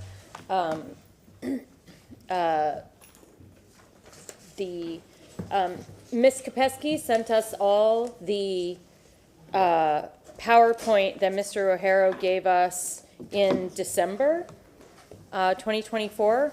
So if you don't have that, you don't have extra copies. Oh, you've got it on. I have one copy, but I can put it on, I can put it on the Elmo if you'd like. Okay, and I just wanted to start by saying we had a pretty decent idea of how to use some of this money because we need to pay ourselves back for hurricanes. But after that, we've got a little room to move. And how much room is that after the well, I won't steal Mr. O'Hara's thunder, but I do just want to make sure that we all understand that the hurricane money, if we don't replenish it, we got nothing. Yeah. Like nothing for this year. Well said, man. If I could have the. We have negative for this year. Yes. Even better said. If I could, there it is. I need to increase that. Can everybody see that? We can see Well, it, yes. you got the closed caption in there. The bottom line, and again, this is stemming from, our discussion a couple of months ago in terms of what we anticipated the financial situation was going to look like. It has landed. We have distributed the financial statements for last year, very, very positive. And again, let me emphasize, we are in a very strong financial position. Now, I don't need to tell anybody watching this or anybody on council that there are a growing number of challenges and concerns. However, to continue along the lines of talking about hurricanes and storms, we are very well positioned as a city in all of our funds to weather a financial storm. The X factor really is how bad will the storm be and how long will it last? And if I knew that, I don't think I'd be standing right here in front of you. But what it all boils down to, Council, as Councilwoman Hurtak introduced it, was about $25 million, a little under $26 million in fund balance from last fiscal year, from fiscal year 24, having accounted for a number of needs. Needs we are obligated to pay from last year's funding, you'll recall committed fund balance, assigned fund balance, restricted fund balance, et cetera. Meeting what I gather continues to be the consensus of a 23% unassigned fund balance. Again, very, very advantageous and contributes to our ability to weather any financial storm. And then what we have left is $25.8 million. As Councilwoman Hurtak said, the last two items there, we highly recommend replenishing our emergency funding for hurricanes. That's the $7 million for Milton and the $7 million for Helene and Debbie. So, presuming we want to stay the course on the emergency funding, then we really got about $11 million, maybe $12 million in play to decide what to do. I would be remiss if I didn't say one of the options is to simply wait and see what happens, in the financial environment, whether it's global, national, state, or local. But you see at the top there, we have put some priorities that council has addressed over the past couple of months: paving, resurfacing, stormwater, and flooding assistance. We have also put a couple of concerns, again, X factors, if you will. What will be the adverse impact associated with the storms on our property tax revenue? The simple answer right now is we don't know. We don't know. Another simple answer to the next item: set aside additional funding for insurance increases. We don't know what those insurance increases will be. We have about 10% anticipated, but with the activity associated with, the trade war, et cetera, it's just an educated guess at this point. So a number of priorities for council to consider what to do with some of this remaining funding from fiscal year 24. And I hope I didn't get into too much detail, Councilwoman Hurtak. Can I? Yeah, I'll go after you, then I'll go down the line. Go ahead. Thank you. I just, if we could put that back up, just so we can be looking at it as we're discussing. I want to just bring back to you all some of the things that we did talk about during this last conversation. Councilman Vieira talked about more money for flooding assistance. Yep. We had talked about stormwater money, paving and resurfacing. So I would like to just do a little bit of suggesting and see how you all feel about it. Okay. We put $3.2 million, if I'm correct, Councilman Vieira, into flooding assistance. Yes, ma'am. And I think that to take this point out and round it, the 0.8 out and round it very nicely, if we put 1.8 more million into that. Yes. Again, I'm just throwing numbers out here so as a place that we could start. Got it. And then we have $10 million left, and calling me about stormwater, and they're very concerned. So I would like to propose $5 million for stormwater, and then between paving and then, as we've been hearing from the community lately, sidewalks, maybe dividing that money between more paving and more sidewalks. Maybe, again, I'm just throwing that stuff out there because I'd like to make a motion. I know we need to listen to public comment, but I'd like to make a motion or get consensus that we are going to put $14 million toward replenishing our hurricane funds so that we're really only looking at 11.8. And I see some nods. Second, I want to talk about So, Okay. you have a second? I will tell you this. 95% of what I hear from the public, if I'm at the grocery store, I'm pumping gas, I'm having coffee, whatever. Guido, when are you gonna pave our roads? When are you gonna pave our roads? And it's been like that since I got elected. And I'm not saying the other things are not priorities, but as Councilmember Hurtak broke it down, replenishing the emergency fund, we have to do. Increasing the flooding assistance that was launched by, Councilman Vieira, and now, so you're gonna bring it up to $5 million, you're saying? I just think because it was so nice, that 0.8, it was like it added to the 0.2 so nicely. I was like, hey, that's because Councilman Vieira, and we know, I've heard that people are still applying. I don't know if that's money that's already been accounted for, but $5 million is so little. I mean, we could put all that money toward there and it wouldn't be enough. Yeah, no, I mean, I would support that. regarding stormwater, paving and resurfacing, I know that the city is making improvements on stormwater stuff. I know the mobility department, if you look at social media, whoever's running it is doing a great job at saying, complaining about the roads, remember, this is a county road, this is a state road, so people don't get confused. Well, it's in the city of Tampa, so they're doing a good job with that, but I would support what you're proposing. I think it's fair, but as we look at this next budget coming up, we need to look at increasing sidewalk and paving as well. So 100%. This is a good foundation, but I would support you on that. Well, and let me tell you why I put 5 towards stormwater. One of the things that we're hearing as we facilitate the communication between people who need their ditches and things cleaned, that they're really worried. These are people that suffered through Helene and Milton, and they're very scared about what's coming forward. And our stormwater team is working as fast as they can, but some of their equipment is broken and in the shop right now. So if we could buy them more, that's why I put 5 million to have the flexibility. to buy stuff so that they could get more people to do whatever they need. But that was why. And then if again, this is just but I wanted to explain why I put 5 in stormwater, because I feel like they need to buy some equipment. Yeah. And we need to give them that flexibility. And again, we are getting heartfelt, tearful calls. People are so scared. And I feel it. I'm tearing up because I feel it. I'm hearing the conversations that Ms. Sharp is having with people too. And it's just, and our stormwater team is awesome. And I just want to take a moment to say how amazing they are at returning people's emails, calling back, feeling the need. They're talking about even going to work on the weekends for this one particular citizen who's calling in. And I just want to just thank them so much for the amazing work they're doing and doing what we can to support them. So I'm very supportive of what you proposed. Councilmember Clendenin, Vieira, Miranda. Yeah, just so you know, I don't know if did you turn your mic off?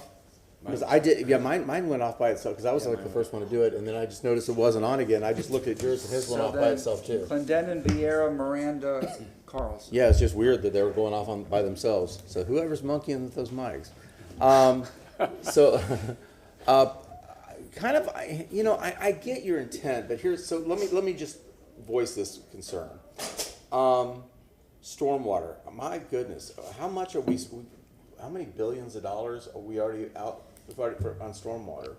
But we're bonding and, But we're not talking about stormwater, the big projects. We're talking about people who need their ditches done, and the equipment's broken right but now. can't that all get paid out of the stormwater allocation, the big project, the billions of dollars we're doing? I think it can, but is it going to be done fast enough? That's the issue. But why spend this money when we've already got So we don't have billions to of dollars?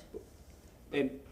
And if I may add, Councilwoman Hurtak is entirely correct. The other issue is, similar to the pipes program, the stormwater, that component of stormwater that is funded via debt is we think, well-planned out project timeframe over years. So the question becomes, what will you sacrifice in that plan? But aren't people already being taxed? We have a stormwater tax.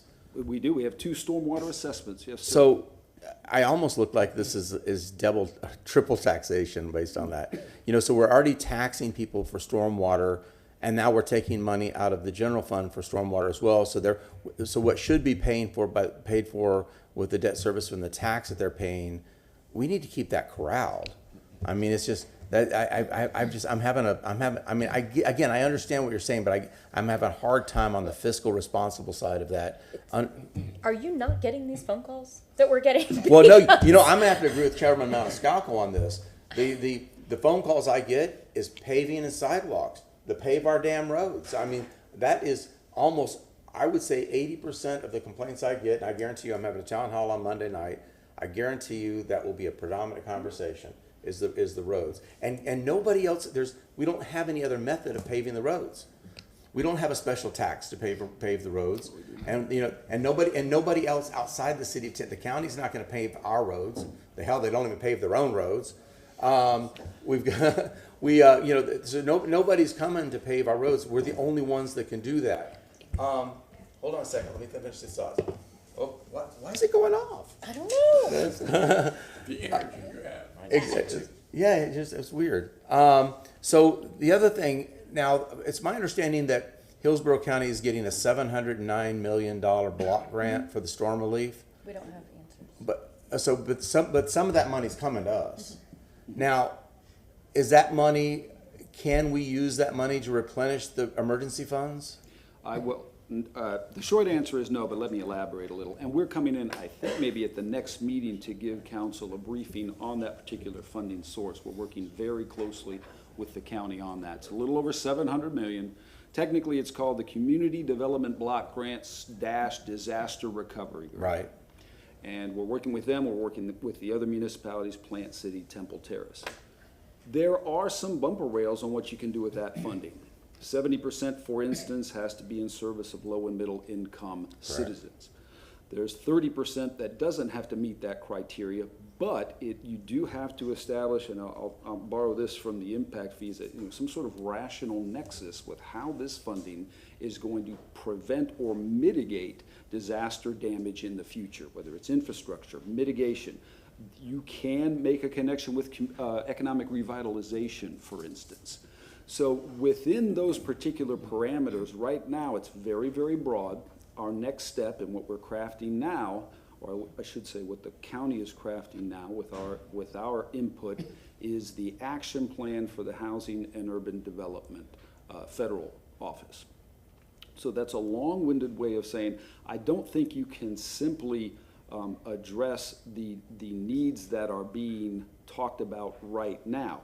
What we may find, however, as we go through the process, as the action plan is approved by HUD, then we will get into particular projects. Right now, it's a very 50,000-foot level as we get the federal government to approve the action plan. Once we get into the project detail, we may indeed find where there is a defensible nexus to stormwater funding repair. But typically what we're talking about, trying to make people whole, for instance, to their damages to their home, is something that's accomplished via public assistance, whether, the FEMA, whether it's city funding or whether it's individual residents' application to FEMA funding. Well, and so that covers the other item, and that's the 1.8. Again, there's other methods of funding this between the FEMA assistance, and it's no longer that like imminent thing. I think that we spoke about, Councilman Vera, right after the storm, of like jumping in there because everything else was so slow. I mean, we're now quite a distance away from the storms, and those types of assistance programs are fairly out there and available. And now this money's coming again. There's other ways of funding these programs. So between stormwater and the other ways of paying for flooding assistance, and knowing this, I mean, it's almost $750 million Hillsborough County is going to get. I have to imagine, as stingy as they are and as much as they blank on city of Tampa, we're still going to get a couple of dollars. So I have to think that this is going to be opportunity. There's nobody else is coming in to parachute us, save us on paving the roads. There's nowhere else. There's no place else we can do that. I mean, there's no place else. Nobody's giving us money to pave our roads. Am I missing something? Is there any other way of paving our roads? Off the top of no. Kind of circling back to the $700 million off the top of my head. Again, only if you can establish some sort of nexus. Again, roadways. The engineers will tell you roadways are one of the primary conveyances for storm water. Right. If you could establish some sort of nexus with paving roads, and I'm down for that. If we can figure out a way to hook that. I'm sorry, say again. If we can figure out a way to hook that fish, I'm down for it. But. And we'll again, this is in its infancy. It's a great deal of funding. Both the county and city of Tampa, and maybe the other localities. We have outside consultants who are experts in this, guiding us through the process. But we will, and it's not just repaving and storm. We will try to establish every nexus we can, because that's a great deal of funding. But its primary intent is mitigation and preventing or mitigating adverse impacts in the future from emergencies, in particular storms. So, Councilman Hurtak, would you consider, knowing that we've got this money coming out that we can spend for stormwater stuff and mitigation, taking that 5 and put it into the paving, and then leaving the 1.8 in for the flooding assistance? No,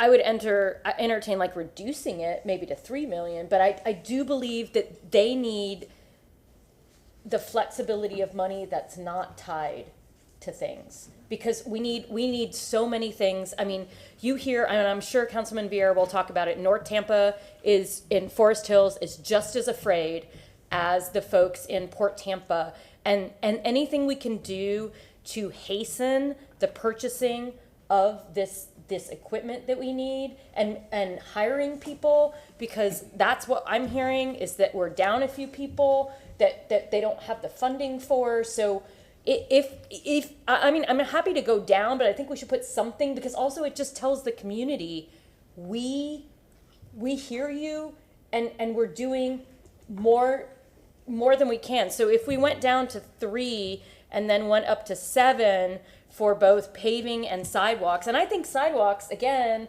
just throwing a couple million in for sidewalks at least, Okay, not half, but. I'll write. Okay, so if you want to change that, Lisa, Lisa went ahead and she took my copy so that we could take a look. But if you want to Absolutely. modify that to instead of 5, go to 3, and instead of 5 for paving, go to 7, and consider some money for sidewalks. I just think we should have something for sidewalks again, because we got thank you notes from the community for the in-lieu fee. So I thought what we could do. So up at sidewalks, instead of 5, it should be 7, or where it says, and then upward. Paving and sidewalks 7, and then 3 million to stormwater.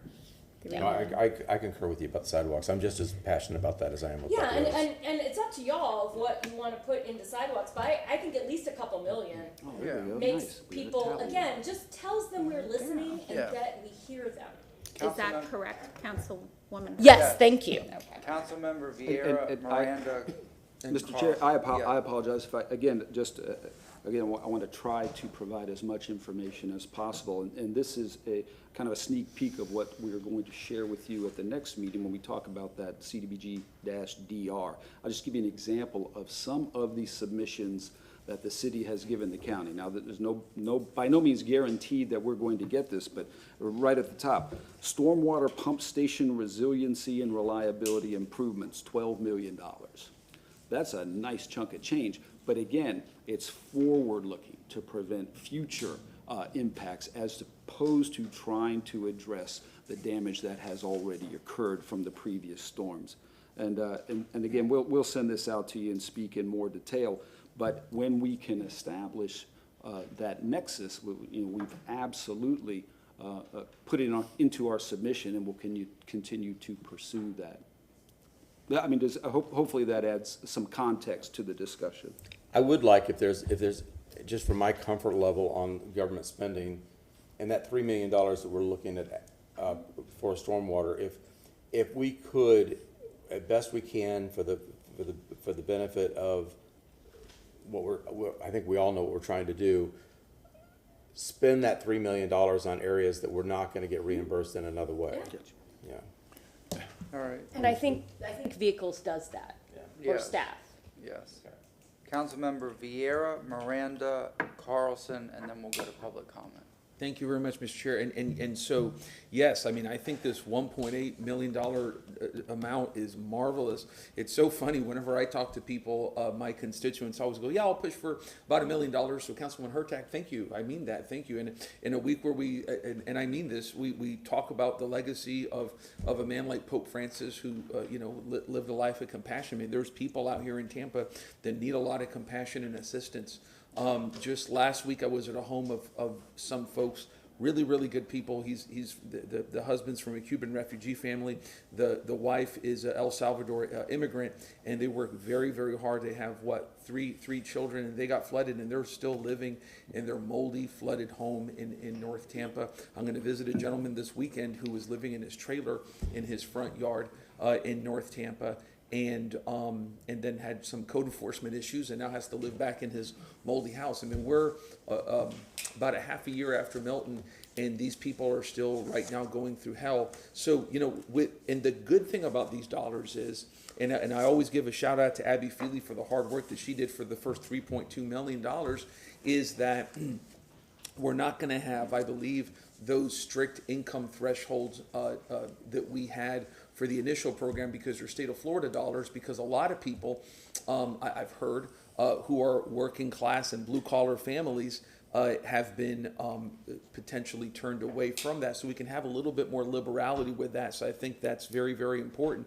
You know, that this is, by the way, what the number one issue that I hear about, again, because I'm District 7, north of New Tampa, and the number one issue that I hear is, what are we going to do for this storm season? So we had that meeting in North Tampa where staff was so nice to come and talk about the improvements that we're doing immediately. What are we going to do long term? And by the way, what are we going to do about these people who lost everything, who are middle class, working class, lower income people, and didn't have flood insurance because they lived in a zone X? So this goes a long way. Again, can we hit a home run with this? Absolutely not. But if we don't at least try to hit a single or a double, then damn us, because this is, these are, again, good, really good working people.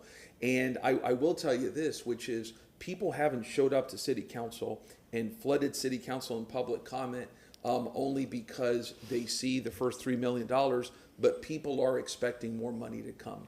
And I don't mean that they're expecting more money to come like, oh God, they're entitled or this or that. No, it's just they've gone through hell. They lost their house. They're still working. They're still having to provide for their kids. And they go, hey, listen, we pay taxes. What's government going to do to help us? That is not an unreasonable question at all, and especially for a society that I think a lot of people don't think government fights for them. So, you know, I'm 110% behind this. This is more money than I was planning on asking for. So again, well done. My hat is off. So thank you very much. Councilman Miranda Carlson. There's so many things you have to do, and the money is short. It's short to fix what we have to fix. But look at potholes. There's a difference between a pothole and a cave-in. A pothole is just you dump a few feet of weight of asphalt on the surface, you powder it down, and it's really fixed for the next 6 months or a year. However, when you have a cave-in, you don't know what you have.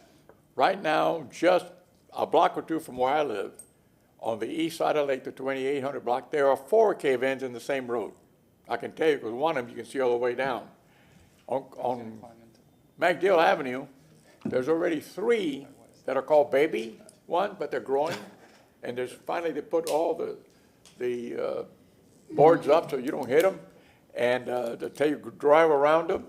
And if you look further south on MacDill, you have the same thing on the other side of Bay to Bay. So it's everywhere. It's like a measles without the, getting the injections to avoid the measles. We couldn't measles the street. It's done, and it's needed. So when I look at this resurfacing, I'm not against resurfacing, but when you look at stormwater, people can lose their life in stormwater. It takes someone to lose their life in a sidewalk. It happens, but during a hurricane, you have more of an opportunity to lose your life in stormwater on a quick rush of water than you do walking on a sidewalk, because you don't walk on the sidewalk in the rain when there's a hurricane coming. So I'm not against sidewalks, let me say that again, but when I see the need for the two top ones, flooding assistance, I understand that. Paving and resurfacing, I dearly understand that, because the roads are in terrible shape, and like all the other council members have spoken, that's the number one call I get. But the devil that hasn't showed up is that 3, and yesterday I was watching either Channel 8 or Channel 13, and they said now it's 3.8 degrees warmer than it was last year at this time of the Bay, if I recall what I saw. Yep. So if this happens and it comes this way, it's not going to be any better than it was last year. More likely it'll be worse if it comes this way. So now we have a difference to make. What do? Do we do all the paving with $7 million? No, it doesn't solve it. It helps somewhere, but it doesn't solve it. But the stormwater in different areas, not only in South Tampa, but all up and down South Kennedy Boulevard, it's flooded. All up and down Parkland Boulevard, Parkland area where it flooded. Some places where it wasn't supposed to be flooded, it flooded. So now we have different pumps that we put in, higher grade instead of being underground, above ground, so that they don't, under the stormwater pressure, stop working, and then the reserve pump didn't work. That's what I hear. So we ought to look at what we can do for that, so that make sure that all those pumps are working, so that we can at least alleviate some of the flooding waters and prevent flooding.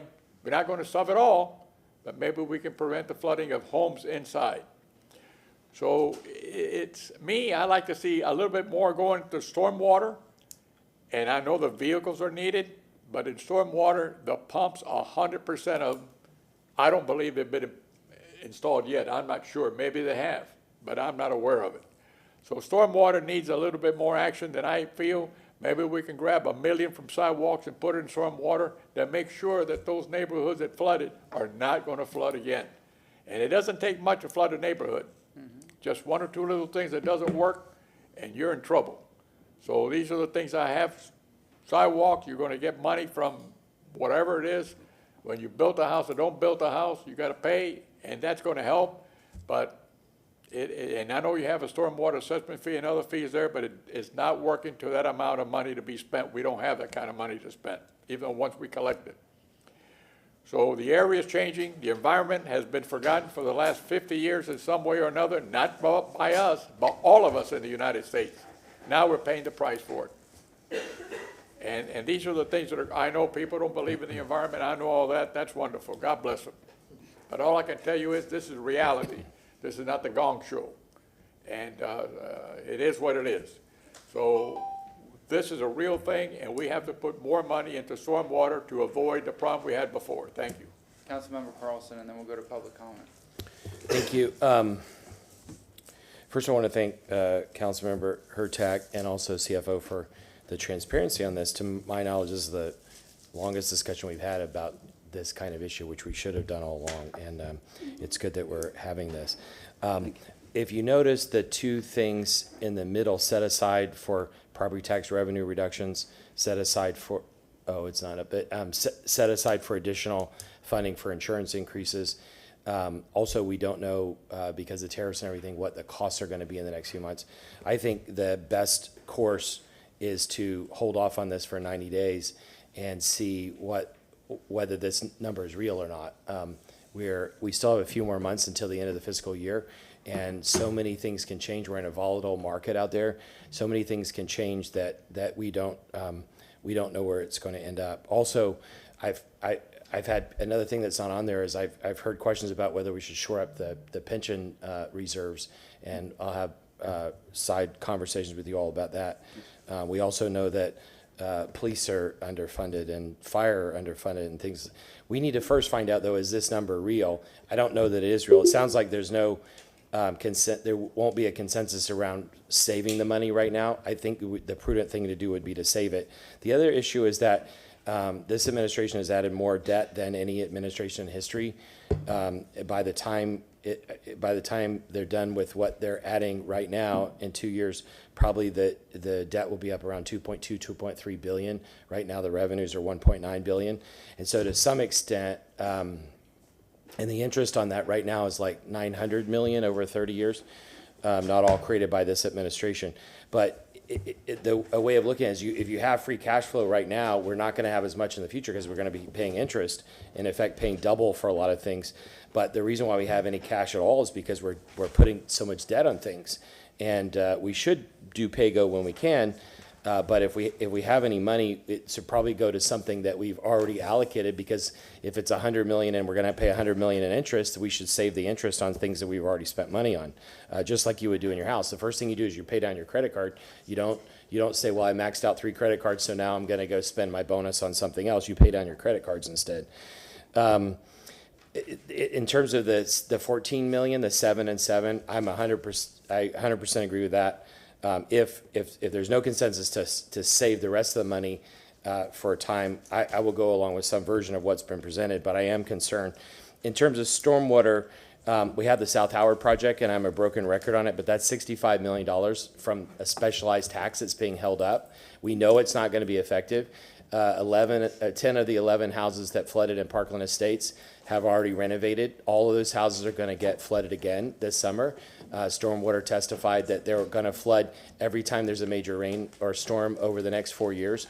Why are we going to allow them to be flooded again this summer when we're waiting on a project that's only going to protect them 4 years from now, and only on a small level, and it's not going to protect them in a heavy storm?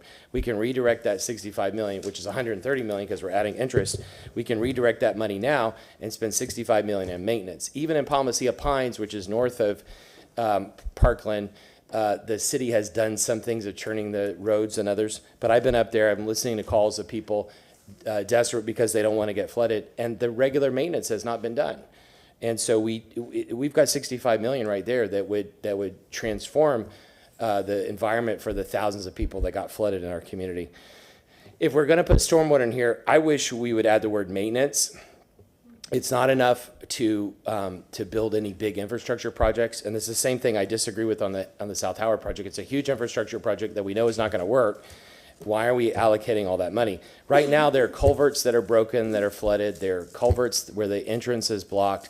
There's roads that need to be graded so the outlets can, and people are desperately calling us saying, we just need basic maintenance. We need the ditches dredged. We need the retention ponds dredged. Why is that not being done? Even in Palmacia Pines, which has all this money allocated to it. We need the basic maintenance done. If there's not enough money, it's worth at least $3 million to do that. But lastly, the number one call I get the same calls of people fearful, and they're being very patient, and the stormwater people are being very good. I've been out to a lot of neighborhoods with stormwater, and they're very good about working with them. Don't forget wastewater. Many of the neighborhoods were flooded with wastewater as well. But the number one call I get every day, overwhelmingly emails and calls, is about roads and to some extent sidewalks. If we don't fix the roads, we're going to have an avalanche of people coming in and criticizing us. If we're going to spend money on something, we absolutely have to fix the roads. Thank you. All right. Mr. Chair, if I may. Yes. Yeah, thank you. I mean, thank you, Councilman Carlson. I do think some of the information that Councilman Carlson surfaced is worth reiterating. Again, I don't want to sound like a broken record either, but these are very, very uncertain times. You've got volatility in the stock market. You've got volatility in the bond market. You've got volatility with U.S. Treasuries. Inflation looked like it had been cooling, but the latest inflation figures don't take into account really the ramping up of the trade war at the beginning of this month. So thank you, Councilman. I do think it's worth, I'm not trying to dissuade council from doing anything, but we are in a very, very volatile and uncertain environment right now. Thank you. Thank you very much, Councilmember Miranda. You know, the trade war is nothing more than a bait and switch. Say something you're not going to do, make it worse, and then you solve the problem, because it doesn't work for anybody. So I don't see how that's going to work out. But anyway, I'm not up there, and I don't want to be up there. But I recall my mind telling me that I believe you, sir, the head of the finance department of the city, said that we're one of the best postured cities in the country, that we're only at 23% of our borrowing capacity. Am I right or wrong? I don't remember the particular percentage, but we are. We are breathing very, very rare air compared to other localities. And no matter what anyone says about this administration or prior administration, we never have gone over the 23%, I don't believe. I don't know it off the top of my head. My mind tells me that, okay. And I've never questioned my mind. Thank you very much. More? You know, I was kind of intrigued with something Councilman Carlson said. And I don't know if Councilman Hurtak would agree with this or not, but, you know, it may be prudent to hold this because, maybe pay some of it now and then hold back more. Let's move, we could move forward on a little bit of the stormwater, a little bit of the sidewalk, a little bit of the paving, but, in smaller increments, and then hold back on the decision-making until some of this other stuff that's happening in the nation percolates through, and then these unknown items that we don't know, if we have more information. I'm just throwing it out there because it intrigued me what he said. Well, and I don't disagree, but these are the things that we keep hearing about over and over and over again, and we have this ability to do it if we need to pull some back. But the set-asides, the question marks in December are the same question marks we have now. And actually, if you want to put, if T and I could put up the screen, the Elmo, or the whatever it's called now.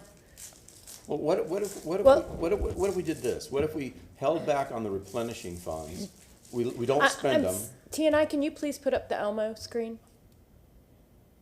There, thanks. So this is kind of what we talked about, and I disagree because I think we should just the people are asking for this. They're asking for us to do something. Like all the calls I get, and if we don't put the paving money in now, when are we going to be able to do it? That's what I'm saying. What if we move forward with the top 3 items? we don't take action on this, the replenishing, well, we don't spend it, we don't take it, let's leave it there, and then once we have all the information, we can make that decision in a few months. One thing, if I may, one thing I can also offer is, as council knows, we'll be coming in with our mid-year review next month, where we'll dive much deeper into, not only aspects of the wider economy that are affecting us, but also what's happening in the local economy, and also how we're doing in the current fiscal year, if that gives you some comfort, and that'll be in a few weeks. I agree, but the thing is, we have 5 weeks.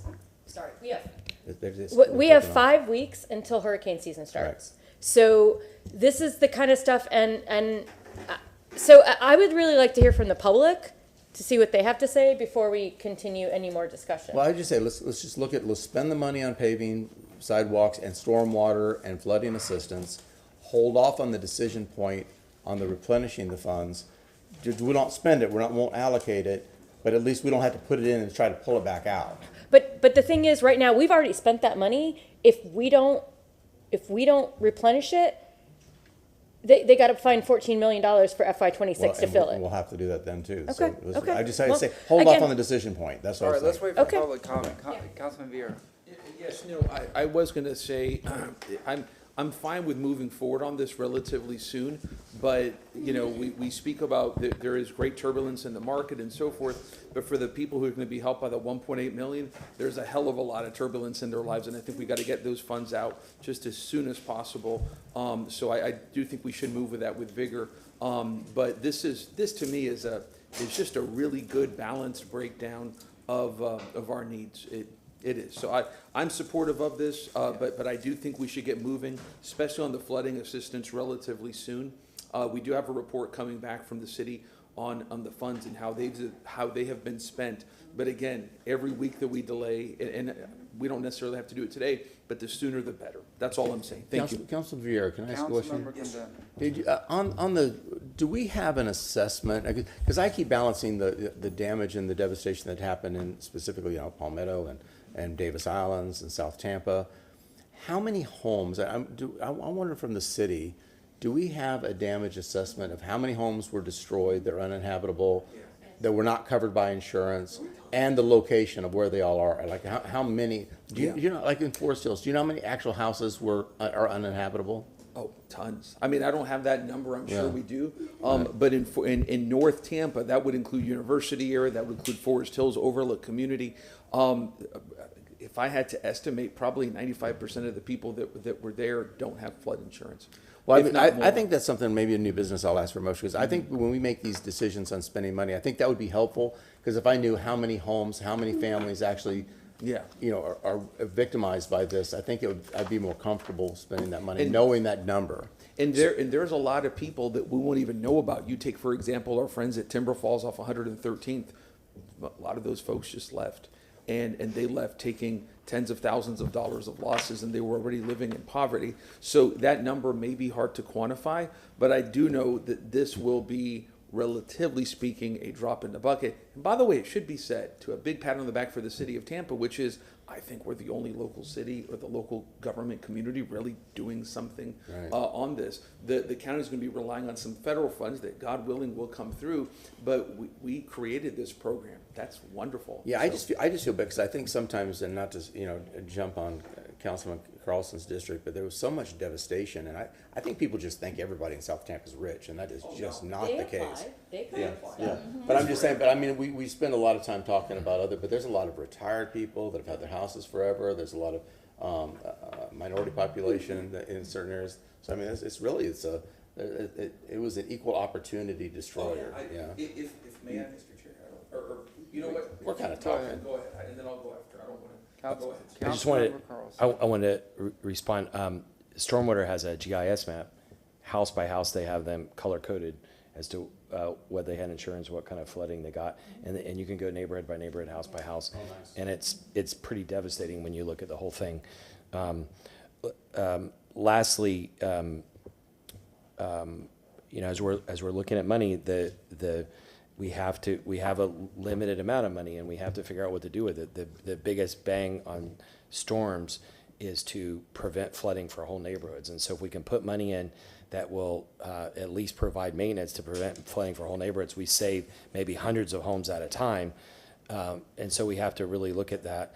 The other thing, though, is that if because of the volatility in the market, if that 26 million plus 26 million suddenly in 3-4 months turns into minus 26 million, we've either got to cut something, or we've got to raise taxes or fees, or we've got to take on more debt. So that ultimately is a huge burden on the market, and we know that the public doesn't want more taxes. Thank you. Thank you. And now we go to public comment. The speakers I have are Stephanie Pointer, followed by Tara, and then Amy. Those are the 3 public comment speakers on this item. What's that first name only? Or last name? I see Amy Scott and Tara Bluma. I didn't want to butcher the name, so I just said Tara, just in case I said it wrong. Yes, ma'am.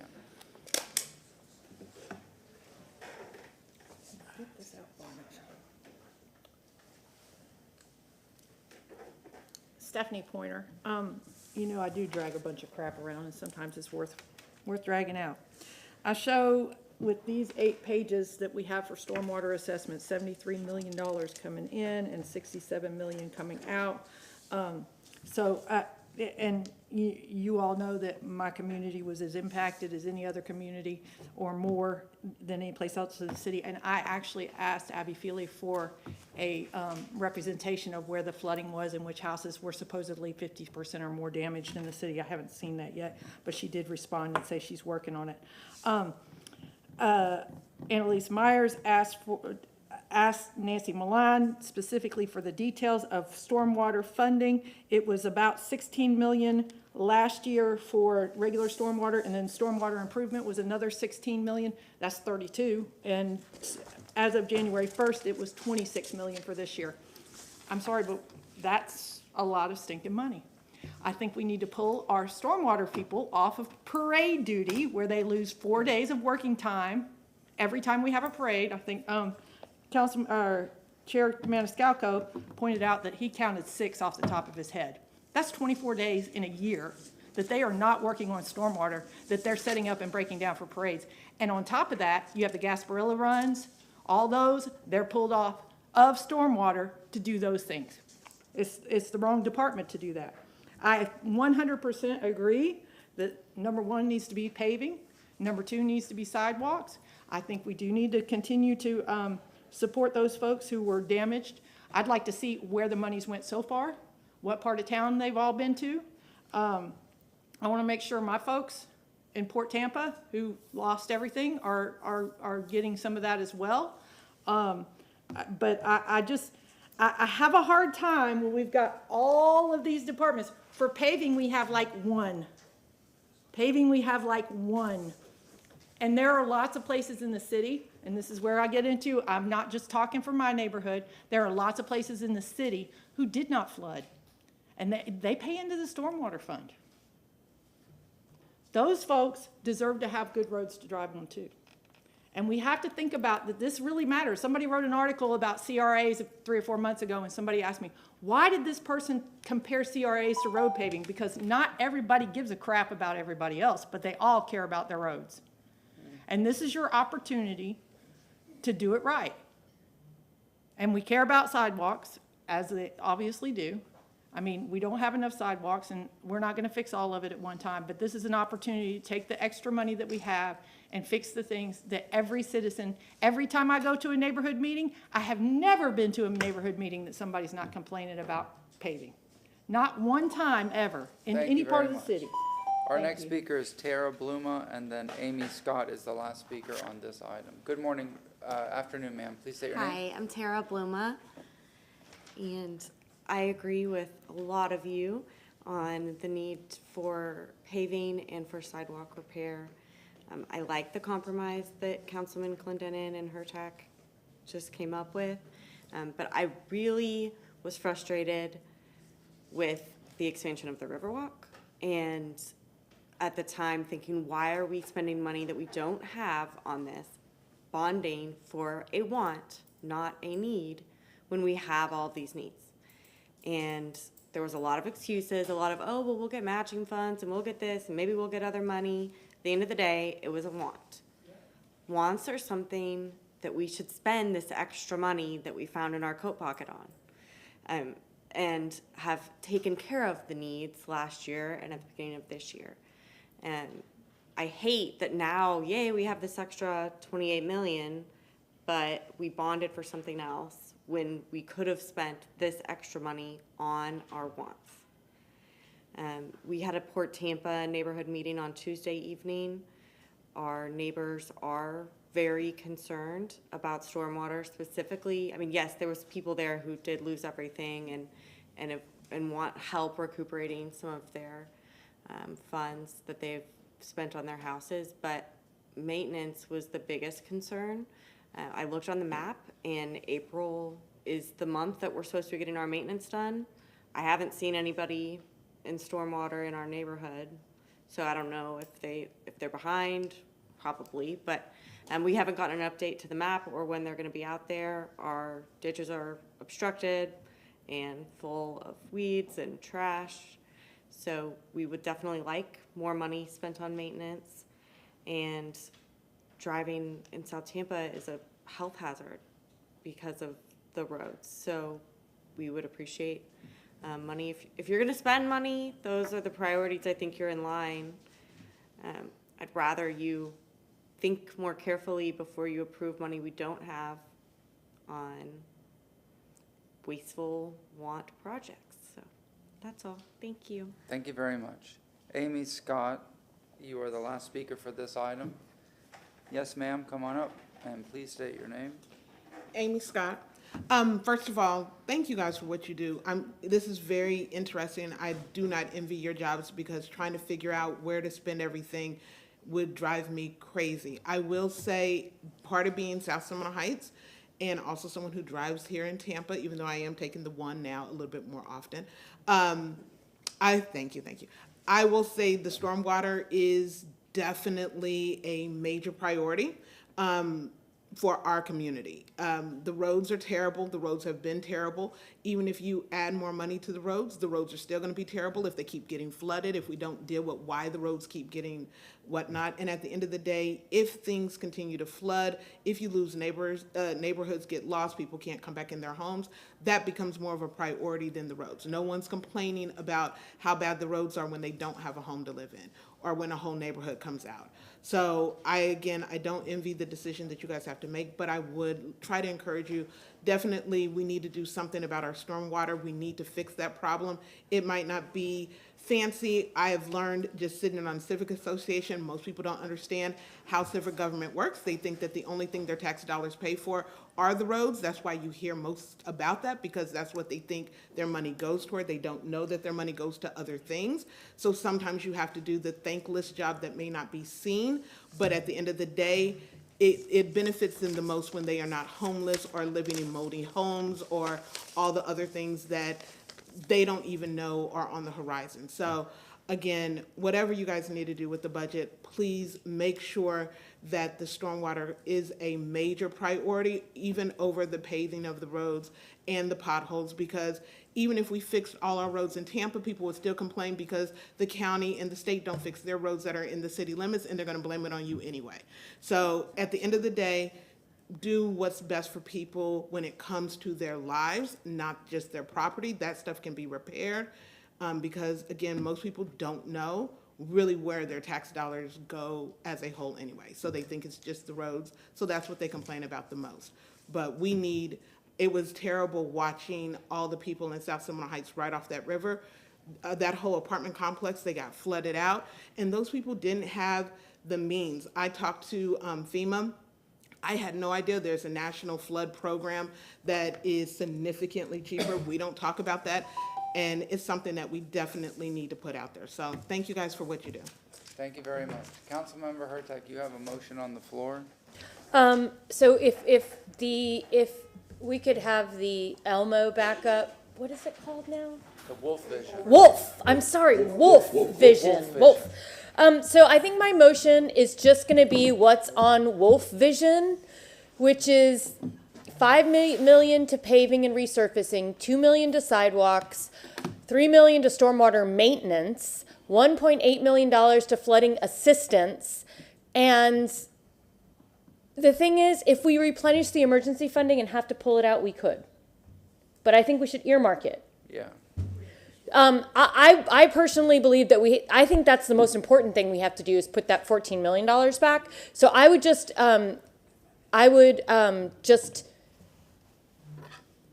motion as presented on the Wolf vision and as I just read. So 7 million would go back to replenishing the emergency fund for 25 and 7 million for 24. Second. We have a motion and a second. Councilmember Vieira, Councilmember Miranda. Yeah, and sorry, one thing I do want to point out to council is that since these are, I think, since these are city dollars, that we can potentially have more liberalized income thresholds for them, which is really good because we talk about people, whether it's a lot of people in North Tampa, Forest Hills, and different areas who may have been cut off, people in South Tampa. When Councilman Clendenin and Carlson talk about South Tampa, there's a ton of working class, blue collar people in South Tampa. There's a ton out there, and a lot of them got hit in this storm. And so this will additionally also be able to benefit them if we were able to, take a look at those income thresholds. So again, this is a great package. I'm supportive. Thank you. Councilmember Miranda. I just want to, stormwater went up a little bit, didn't it? What happened? Stormwater went up a little bit? No, 3 million. Yeah, So it was instead of less than that before, right? 5 and 5, it would be. Yeah. Yeah, that's 7. fine. I'm gonna support this. And let me say this, no matter what district you're from, when you vote here, you vote citywide. That's right. So we're all citywide, even though you represent a district. Thank you all very much. We have a motion and a second. All in favor? Aye. Aye. Any opposed? Mr. Shelby. Yes, I'm going to ask if we can just make a copy of that to give to the clerk for the record, just so we have that. Certainly. Yes. Thank you. Yeah, I'm sure that. Ms. Scharf, could you do that? Thank you. All right, and we have one more item with, So, yeah, this is the one I put up. That's the photocopy version. yeah. That's the original. With colored pen. All right, we now go to item number 5. We have I'm 19 sorry, Mr. minutes left in the workshop. Yes, sir. Mr. Chair, just a post-scripted discussion, I just want council to know what the next step in this process is. This funding remains unbudgeted, so we'll take these motions back to the mayor. Okay. Thank you. I just have a question about that. Mr. O'Hara, yes. when would we find out whether the mayor approves these? I don't know, but I'll circle back to you with a time estimate after I discuss it. Yeah, maybe during an administrative update in the next few, just so that way we find out what. We have a whether she. regular meeting next Thursday. Yeah, 2 or weeks the after Thursday that. after, but I would just ask that you update us when you have an answer at the administrative update. Don't you think that Yeah. makes we can sense? get with the chief of Yes, staff ma'am. Okay. Yes, council. Thank you very much. Thank you, council. All right, last item of the day, of today, we come back tonight. Item number 5, we have a PowerPoint presentation. This is a motion by Councilmember Hurtak. Ms. Kopesky, are you leading the discussion on this? I believe I am, yes, with my backup who just joined, but yes. Very good. And remember, our workshops end at 1 o'clock.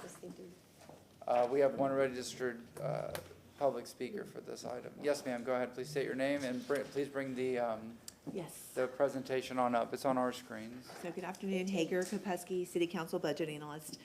So really, this is part 2 of the SAF program discussion that we started back in January. Just gonna put it right here. So what we tried to do, Revenue and Finance and myself, is organize the notes that we all took during that last meeting. And what I've put on this first slide is what I would call like the overarching theme. So before I go through this, one thing I would like to ask is if it's going to be more helpful for me to pause at each slide to allow the conversation, because they are a bit different in terms of the topics, or if you want me to go through the entirety of How many slides do you have? 10. Go through all of them unless a council member raises a point. I don't want the No discussion issue, to just get wanted out to of give the hand. option Yeah. for, right. Okay, go ahead. As long as it's not Clendenin, we'll be okay. You only have 15 minutes. Yeah. Right. So, okay, so what we talked about was life cycle specifically. There were discussions about the length of the term that organizations should be able to remain and participate. What is social action and arts funding? We're going to get a little peek at the history of what we've spent specifically in social action arts and arts funding. I'm going to struggle with that the whole time. Over the last 5 years. There was quite a bit of dialogue around categories last time, so I will be showing you at least the current version of those categories and the mix. And then we'll very quickly go through the existing program process and documentation and talk a little bit about fiscal 26 process. Okay, so just in terms of an informational note, after going through and looking at the organizations, approximately 57% of them, and the budget number for this year is 2.9 million, have been allocated to organizations receiving funding for 10 plus years. Just a note. Thinking back to the dialogue from last time, there was a lot of discussion around how do we allow more people to participate, and thus the initial recommendation was that for folks that have been receiving funding for 5 or more years, that we should put them on a notification that will start to sunset. And one of the early recommendations was to step it down basically for fiscal 26 to remain at the current level, the following year to drop it to 75, and then in the third year it would be about 50%. In addition, what this would require, if this is the direction people want to move in, is obviously at the front of the program when people enter, they would need to be notified of that 5-year maximum. One thing just to consider, we know that we bifurcate the organizations for under 25,000 and over 25,000. Those over 25,000 require an agreement. So just in terms of this 5-year maximum, one thing for the council to consider is, would this be something that would apply to both of those groups? And then lastly, and this is an important one. There was some dialogue last time around part of the responsibility is to help them prepare to move into being independent and having other options going forward. And there was some suggestions that the city could help in that process. And so, in this particular case, I think probably a different member of administration would probably need to address that, but I know that is something perhaps that would go with the grant department, and so we might not solve that exactly today, but I know that was one of the open points.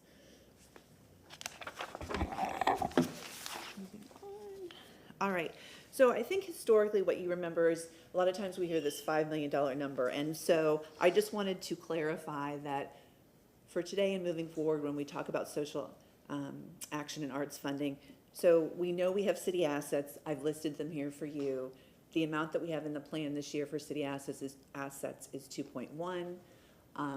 The amount we have in for all the external others is 2.9. So that $5 million number is a number a lot of times you hear, but I think when we talk today, we're going to be focusing on the 2.9, the external organizations.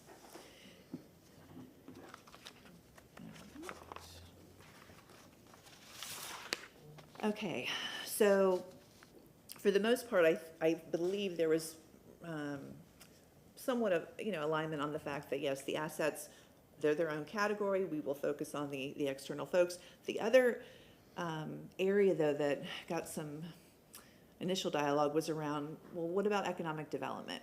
And so, this one, it's really more a need to discuss, are we at a place where we believe that should also kind of be broken off into its own category? And if so, I think, from a tracking and management standpoint, that would probably be something that would be handled similarly to the way that we do city assets today. But in assessing this, if that's the direction that you may want to pursue, there's several questions. We would need to do some work on defining what exactly is an organization that provides economic development. If we currently have around 2.9 million in our plan, what do we think is a reasonable annual amount to invest specifically in that type of organization? And if we do want to move in that direction, is this something where we would essentially carve it out from the existing budget, or would this need to be a discussion about incrementing? And then as far as where that would reside, when we talk about social action and arts today, you'll hear the Revenue and Finance Department talk about the non-departmental cost center. So the question would be, would this remain where all the other social action and arts funds are, or would it move over to the Development and Economic Opportunity Department? And then I think this one is something that we really, if you decide you want to move in this direction, the performance measures that, we would, I guess, require from that particular organization, should those be different? Should they be more comprehensive than something that we do with another type of not-for-profit? All right, so this is the historical trend I had referenced before. So this is strictly going to be the contribution history for social action and arts, excluding any city assets. This does not include anything to do with the $1 million for housing we've moved. This is just the list of things that I provided you separately. So what you can see here is that we have stepped up quite a bit in the last 2 years. So in terms of where we've made some investments, we have done that consecutively. Now, obviously, respectfully, the level for the annual budget for fiscal 26 is going to be the responsibility of the mayor. However, we're all here today, and so in terms of having the ability to discuss in public, I thought it might just be a good time for you to consider where that target level should be going into the next budget. All right. Okay, so this is the mix I was referencing. So the spreadsheet I handed you separately, and I apologize, when I get to this slide, you can see it's extremely small, and so I have handed them a larger version. That is just to provide some backup for which organizations are grouped into these respective categories. So in this case, I think a couple of things to consider. Right now there's 12. So is that the right number? In terms of how we want to compartmentalize them. In addition, if we feel strongly about categorization, then it's really going to require that the group decide what materiality level they want for those particular categories, because that's going to end up having an effect on the upcoming selection process. All right, so I'm not going to spend much time here because, again, I did hand this out just for reference. Okay, high level, under 25, over 25. Really, the call outs here is it's recognizing that there likely will still be 3 potential sources where this could originate. In terms of the process, everyone is directed to the website, and there is a smart form that is there that is completed as the intake of that particular new process. What you'll see that differs slightly is on the participants that are over 25, that initial review is done by whichever administrator most reasonably will take ownership of that particular organization. Whereas for the ones that are under 25, it could possibly be routed to an administrator, but there are a large percentage of them that are still handled by Revenue and Finance. And then, let me catch up here. I think really the only other item of note in terms of the process I wanted to call out is when there are reports provided back, the less material groups, the under 25, they do a 1-page every quarter that precipitates them getting paid because they bill us for that, and then that's reviewed by whichever respective department has responsibility. The performance report that comes in for the over 25 is quite a bit more comprehensive in terms of what they're providing back. So that would just be speaking a little bit more to what do we expect in terms of outcomes. And then, all right, so there was some discussion last time around things we just absolutely, or you absolutely feel need to be included. And so I had copied you all on the current agreement. So first thing, everyone felt strongly that this needs to be something that every year starts fresh. That is very explicit in the agreement, so they know that upon executing, they'll have to resubmit again. The SMART form, which gives them the opportunity to be very detailed in what it is that they expect to deliver to the city. It defines that the reimbursements are quarterly, and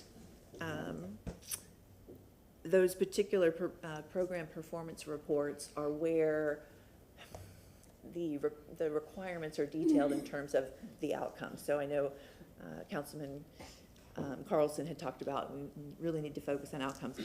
That performance report was where all of that comes through. So that's metrics, that's discussion of what they performed for that period. And then lastly, I know this was also Councilman Carlson's question in terms of, well, do we have recognition with these folks that we are providing some support? And yes, indeed, after going through the documentation, there are requirements in the supporting schedules that require them to put things on their website, invite us to events, make sure that we're recognized. Okay, so moving into fiscal 26. So the dialogue that's been had very preliminarily with Revenue and Finance, though, is that we are going to try to tackle the upcoming annual application process basically being the opportunity for them to submit for the entire fiscal period next year. So what I was trying to be a little cautious on, because we needed a little bit more time to determine, is when that time frame is. It most likely will be between May and June, meaning there will be a directive to have everyone who's interested submit. There will be a hard deadline, and then those people, the particular folks that have submitted, will come back with recommendations. So in this case, we know we have the budget presentation on July 17th. What you'll see in there will be the lump sum only for what the fiscal period will be budgeted for. But then the recommendation here is that by the time we get to one of the workshops, and we weren't sure which one, that's where you would get a view into what has come through this application process and the mayor's first initial recommendations on what that would, who that would be. So in terms of questions in this particular area, if we decide that we are going to go forward with this idea of categorization, then probably we need to change the upfront process to include that they're selecting which part of the city they're augmenting, and essentially which category they're fulfilling services for us for. That currently is not a requirement.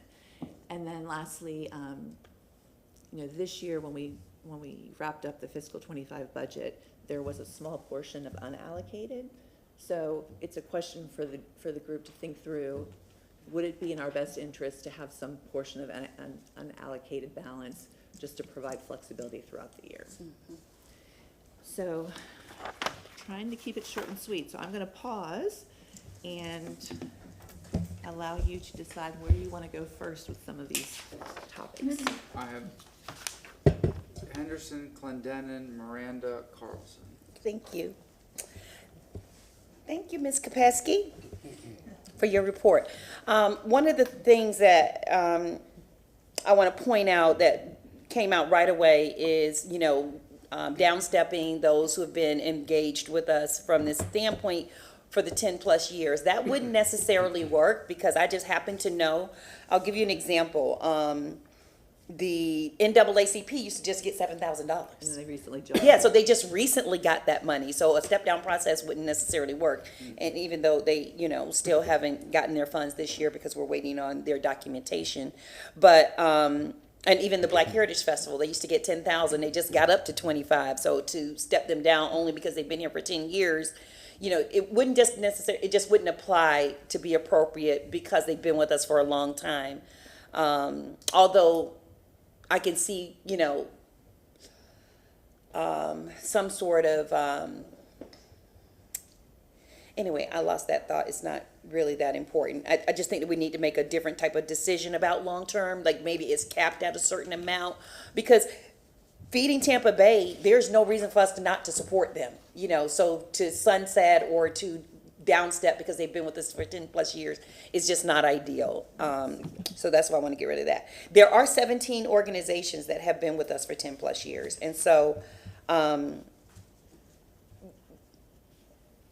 them being justified, I think that can easily be done.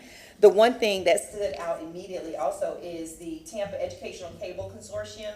They were classified under economic development, and I remember meeting with them and them telling me that that could possibly be a category for them, and only because they have interns. I'm like, no, that's not, like, you can't justify being under economic development, or even Mosey. How can they justify being under that category? And then we give that category some special concession because they fall under economic development. No way. Interns is not a qualifier for economic development, and I'll just say that publicly. And to be fair, these were me trying to read mission statements. I understand. To try to understand. So there's absolutely room for flexibility on where they land. But they did mention that when I met with them, and that's just not a reason. I know they, that kind of is scary to them. We're not trying to take away anyone's funding, but so the classification in that way is not necessarily what I would consider appropriate, and I don't want to necessarily control it that way because arts and culture, you would hear from me that education is more important than, some of the other things. So I don't know if we're having it classified, just so we can understand it, but it doesn't have to be so hardcore, I guess. The other thing is that, and I'll wrap up with this, the new organizations that's on here is really my way of exempling how we can benefit small organizations that are so impactful in our community. Like the Bullard Family Foundation, Cornerstone Ministries, G3 Life Applications, the Girl Empowerment, Men of Vision, Rise Up for Peace. They and Aaron's House. I requested $5,000, and I was so glad, that it was put into the budget. And in a week or two, we're going to be hearing from the Bullard Family Foundation because they put that money toward a program at Sly. Yeah. And we're going to be giving them an accommodation for those efforts. And I did that really just to model to the city council to say, we can be impactful in small dollars and literally, I'm getting thank you notes for my little $5,000 because they're able to, buy the snacks for the kids that come to their program. They're able to do something, and to be supportive doesn't have to be a dollar figure. And then also, the other one is that I pushed back when, the Friends of the Riverwalk, they were lobbying us, and the mayor I asked for 25, she landed at 35, and then they came back asking for more. I don't think that we should control it per se, if it's a mayor-led process and it can stay in their office and then we get to provide the input to the mayor. But recognizing that it is social action funds and that we just need to be able to identify what we're doing. And so I appreciate your work in terms of classifying it this way, but I don't want to be stuck to hard rules, that we may have to change. Mm-hmm. Councilmember Clendenin, Miranda, Carlson, Hertog. It's so weird this light keeps going on. So I know we had asked Dennis or somebody last year in the budgeting process to create these categories. So I mean, maybe you could work with them to parse these things out. Because I see obviously the protocol office. That's not arts or culture. That should be the economic development. There's lots of. Subtotals. Go up. Yep. The categories at the bottom. Oh, at the bottom. Okay. Yeah. Oh, okay. So economic development. Okay, very good. So what else is in? Okay, now then I have to agree. Why is the television network in there? That's kind of weird to me. The television network, the Tampa Bay Public Access Television, Tampa Bay Community Network. Yeah, I don't get that. Anyway, so dividing this up between economic development, and then when we talk about social action, I think there's a lot of good social action programs and organizations in the city of Tampa, but I think our litmus test on these, y'all hear me out, is that those organizations have to fulfill a strategic goal of the city of Tampa. So they have to be accomplishing something that if they weren't doing it, then the city of Tampa would be needing to do it. And is my life, so we support them because they're doing something that the city of Tampa is either incapable of or they can do better. So I think we should use that as a litmus test of when we support these organizations. I have a question. Why are there exceptions to quarterly reports? So that was, I think they're few and far between, if that's fair, Mike. I don't know if you knew that or not, if you're not gonna go into that territory. I would have to follow up on why that occurs. Okay. I know it happens, but I don't. Yeah, I would like to know that before we vote next time on allocating why. And another question is procedurally, because I don't, is this really within the charter? Both of these require the mayor has basically a veto on everything? The only thing I remember from the charter was that it was the approval of funds. So we ultimately approve the funds. The mayor may make recommendations, but we can move it however we want because we control the budget. Well, yeah, but in that one slide that you submitted, it basically implies that. There's nothing in the charter that says the mayor controls nonprofit donations. Yeah, that's why I didn't see that either. That's why Mr. that's Vasky, why I do you brought have the an answer question to up. that? I actually think it's the if you put something in unallocated funds, after we approve the budget, she does have to Oh, approve. no, I understand that, but look, can you pull that slide back up? Justin Vasky, Legal Okay. Department. If you could rephrase your questions. It's the one that had the less than 25 and over 25, that one right there. And it said funding decision by mayor. Well, yeah, that is ultimately a funding decision. It's an administrative decision how to spend that particular money. But if we budget that, if we budget that in the budget, that should be I mean, with our procedures that we've approved, that money should be allocated. It shouldn't be able to be. Well, ultimately, at next year's budget, hypothetically, it could, but right now, it's been approved for that purpose. But remember, there's policies involved with how to spend that money that the mayor's office has and staff has drafted. Okay, we need to talk about that. Yeah, Mike Perry, Budget Officer. I'm sorry, Mr. Carlson. No, there may be, it's just like the naming of buildings. The charter is silent as to who has the power to name it, and the legal department said, well, the mayor has control of administration. But then I made the point, the mayor can't lease a building without our approval, she can't paint a building without our approval, she can't buy a building or sell a building without our approval. So ultimately, it's got to come back to us. If we approve a blanket budget and say, okay, you can make the decision within that budget, that's fine. But if we prescribe a budget in advance, then within parameters, then the mayor would implement. Well, that's what my question is. And that may be where I confused you. So when I was trying to suggest how the fiscal 26, going out with an application period, having those come back in would create a list that then would be eventually brought back forward to this group, at which point, depending on where that goes, that would become the ultimate fiscal year 26. So illegal. So if this council allocates $1 to organization XYZ, right, and we approve that in the FY26 budget, right, that's a done deal. right.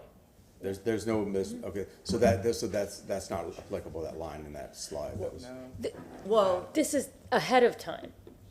This is how this is the like, so you put your application in, and this is how it happens. Can we get a motion for extra time since we've So exceeded? 115. 115, okay. We have a motion from 120? 121. There you go. 120. We have a motion from Councilmember Vieira, second from Councilmember Carlson, all in favor. Aye. Extend So- the meeting to 120. the last thing is just a statement, is that, well, two things. I think as we look at the economic development, we have to identify ROI. So what do they actually really return? What is the return on the investment and the economic development, not just hypothetical? And two, I don't think I have anything on this page that I've ever asked for, but I am going to ask for, because we have a ballet company that's trying to be a startup. I don't think these funds should be continued in perpetuity, but just to be the catalyst for a startup, I think we need to look at bumping up their contribution next year. That's it. Councilmember Miranda, Carlson, Hurtak. A couple of things. Allocated funds, how is that possible when you have a budget set for a set budget, unless during the middle of that year, they're out?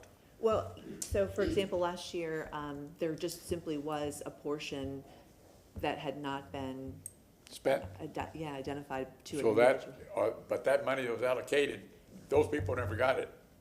No, let me say it differently. If there were 50 people that were told, or that the group decided would be the recipients for that year, and there was another 50,000 that the group, the mayor agreed would go into the overarching line item for that, that just didn't have any organization attached to it. So there was just simply an unallocated buffer amount that was in the fiscal 25.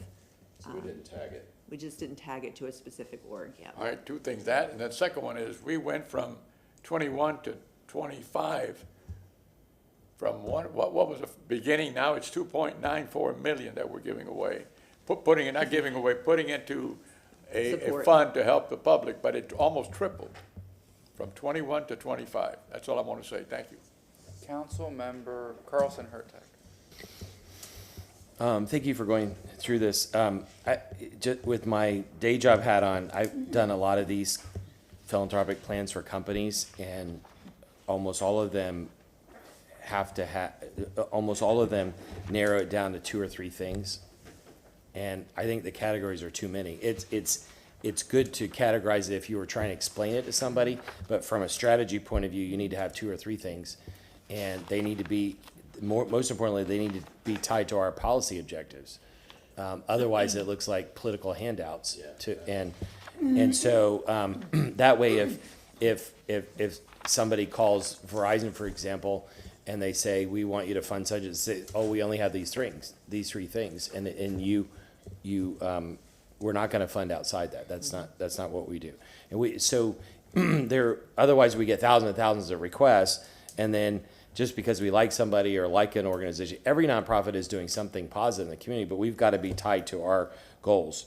And I think a bigger discussion next time should be on what are our policy objectives. And we should ask the mayor in advance, what are your policy objectives? If you had to pick 3, ideally outcome-oriented, and then we can look at those and we can recommend and we can try to come to some kind of consensus.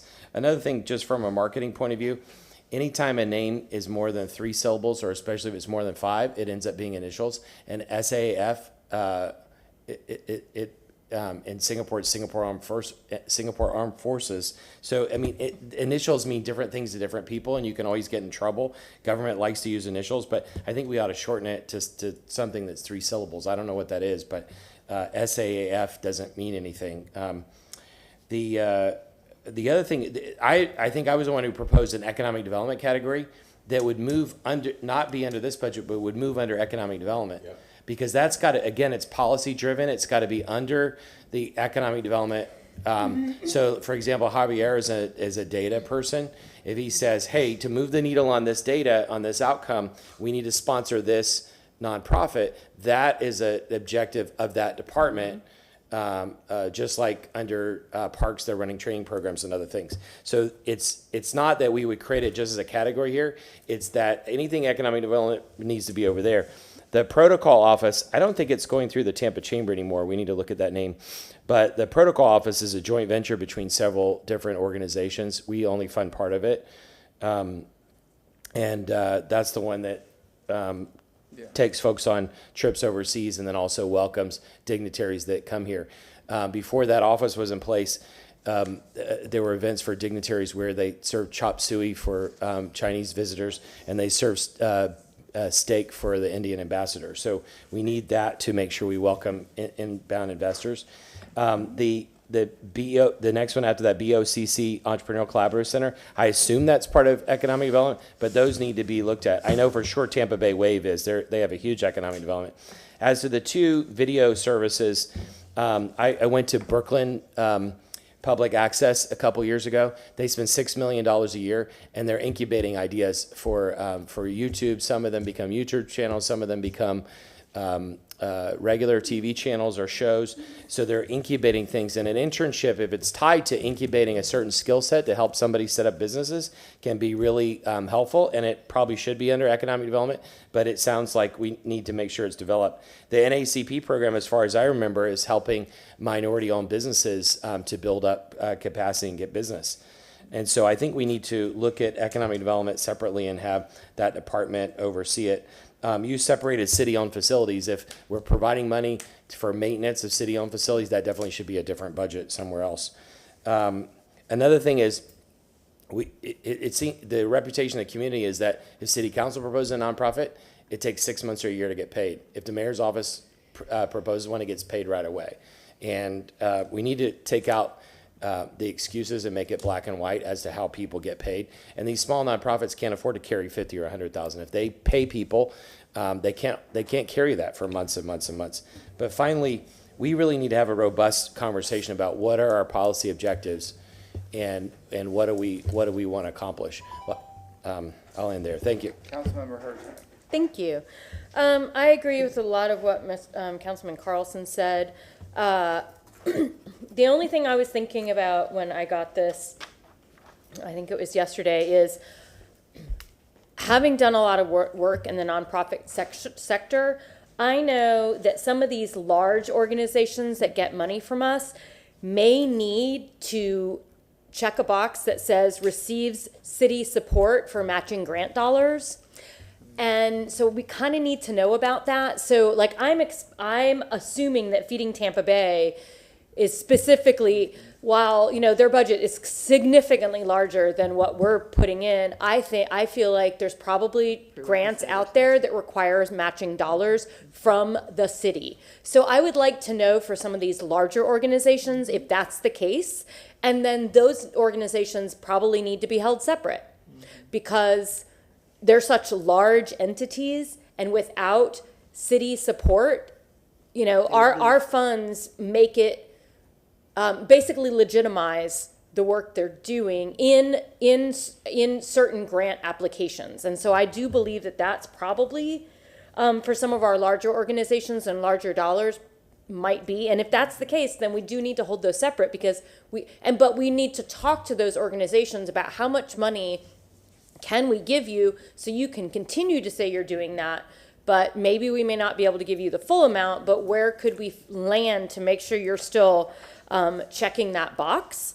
Additionally, we do need to look at priorities, but the thing is, county does all social funding. We fund nothing within the city of Tampa, truly, that is social funding. For some of these, especially the youth funding, things like that, there are no departments within the city of Tampa that fund that. That social funding generally goes through the county.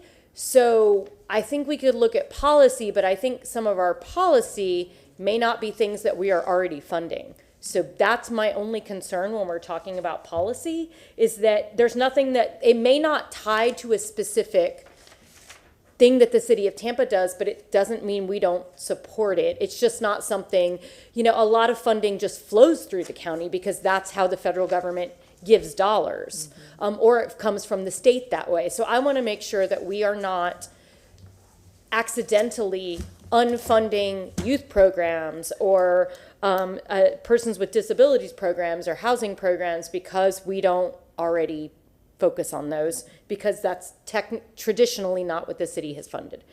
So that's really, I appreciate the conversation. I don't know what's next, but I think it's a good conversation to have and a good, the only other thing I really wanted to agree with is about economic development being pulled out of this. And I don't know whether that's just a portion that we all decide on that needs to go toward economic development or a separate fund. But to me, economic development is not social action arts funding, however we want to name it, but it is critical, and it should be, in my opinion, expanded to do these small startups, incubators. We should really be focusing on that, and we should allow our economic development team to be doing that focus.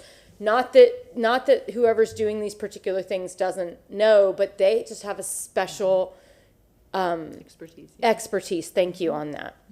Councilmember Clendenin. Yeah, it was interesting because Councilwoman Henderson talked about Feeding Tampa Bay, and then you just talked about that too, because of course that figure just blows out there, and it's such an enormous operation. I'm glad you brought it up because I wasn't aware of that. You had that experience of working in the nonprofit field, because honestly, I was willing to go back and say, you know what, Feeding Tampa Bay should be able to rise. I mean, they get a lot of donors from a lot of places, but if that's what they need, I need to know that, because otherwise I would have been making a point to remove that funding.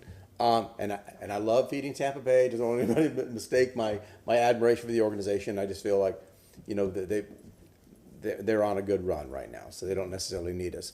I want to make sure that this is codified, and so I would like to make a motion that the city, prior to presenting the FY25 budget, that they, I'm sorry, 26 budget, that they dissect this list and break out the organizations that are identified as economic development organizations, and if they need help, maybe they can consult with us as well if they have questions about different items.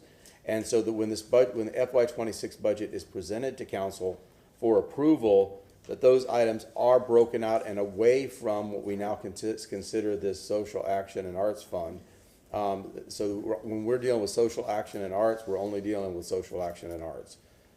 So let's have the budget team put that process together so we're clearly identifying what we're spending money on. So let me ask you a question on that. second. You're not talking about eliminating their funding, you're talking about just recategorizing. No, yeah, exactly. Because I'm looking at stuff here that just doesn't make any sense. Yeah, Like, why is this here? I agree with that too. But I know, we already had this conversation months ago. We spoke about this, but it didn't really I don't think it ever got put in a motion. And Councilman Carlson spoke about it, Councilman Herczak spoke about it.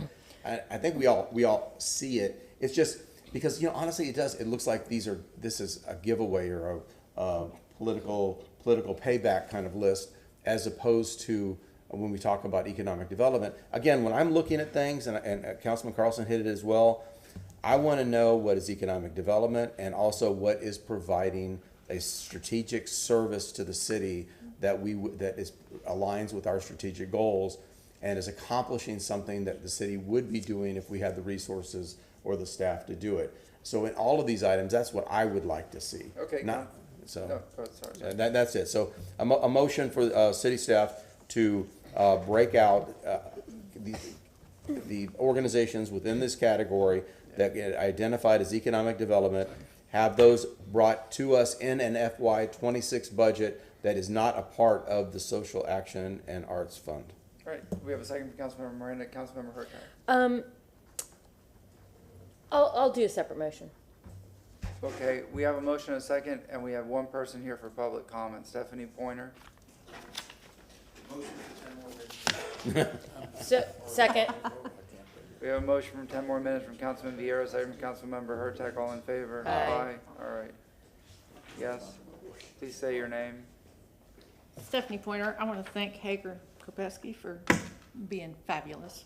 I love her, and she's always very helpful, and she's extremely helpful in the budget committee meetings, almost as much as Mike. Well, maybe Mike's, I don't know. What, give her a while. She'll catch up. Anyway, to quote a BOCC member. Complimenting city staff. Yeah, I do it all the time. Anyway, to quote a BOCC member in the last 7 days, the county has plenty of money. The county has plenty of money. I'm like, oh, really? Okay. So, of course, one of the things that I wanted to ask about was this BOCC Entrepreneur Collaborative. If they got plenty of money, why are we spending money on it? But, okay. Require matching funds for some of this to encourage grant writing.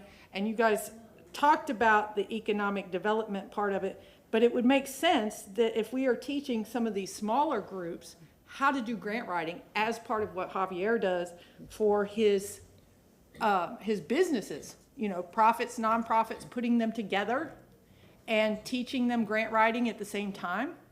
Because when we've got the small folks, we want them to grow bigger. And what happens when they grow bigger? They actually make money, and they may meet some of these nonprofits that they can support later on. I know that when I give money, it goes specifically to places that I've had interactions with.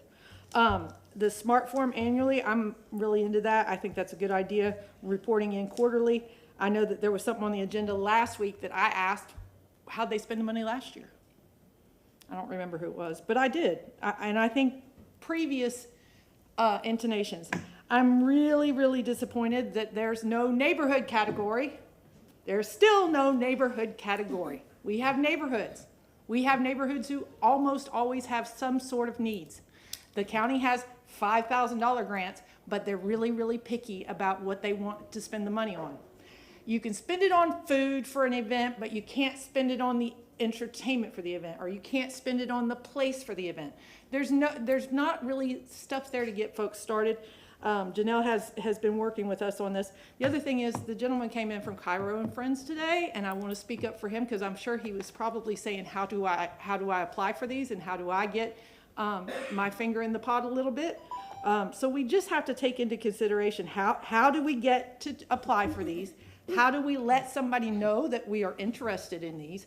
But I haven't seen any of that. It seems like it's organically grown. There's not like a system for it, and I could be completely wrong. Maybe that's what that smart form is supposed to do.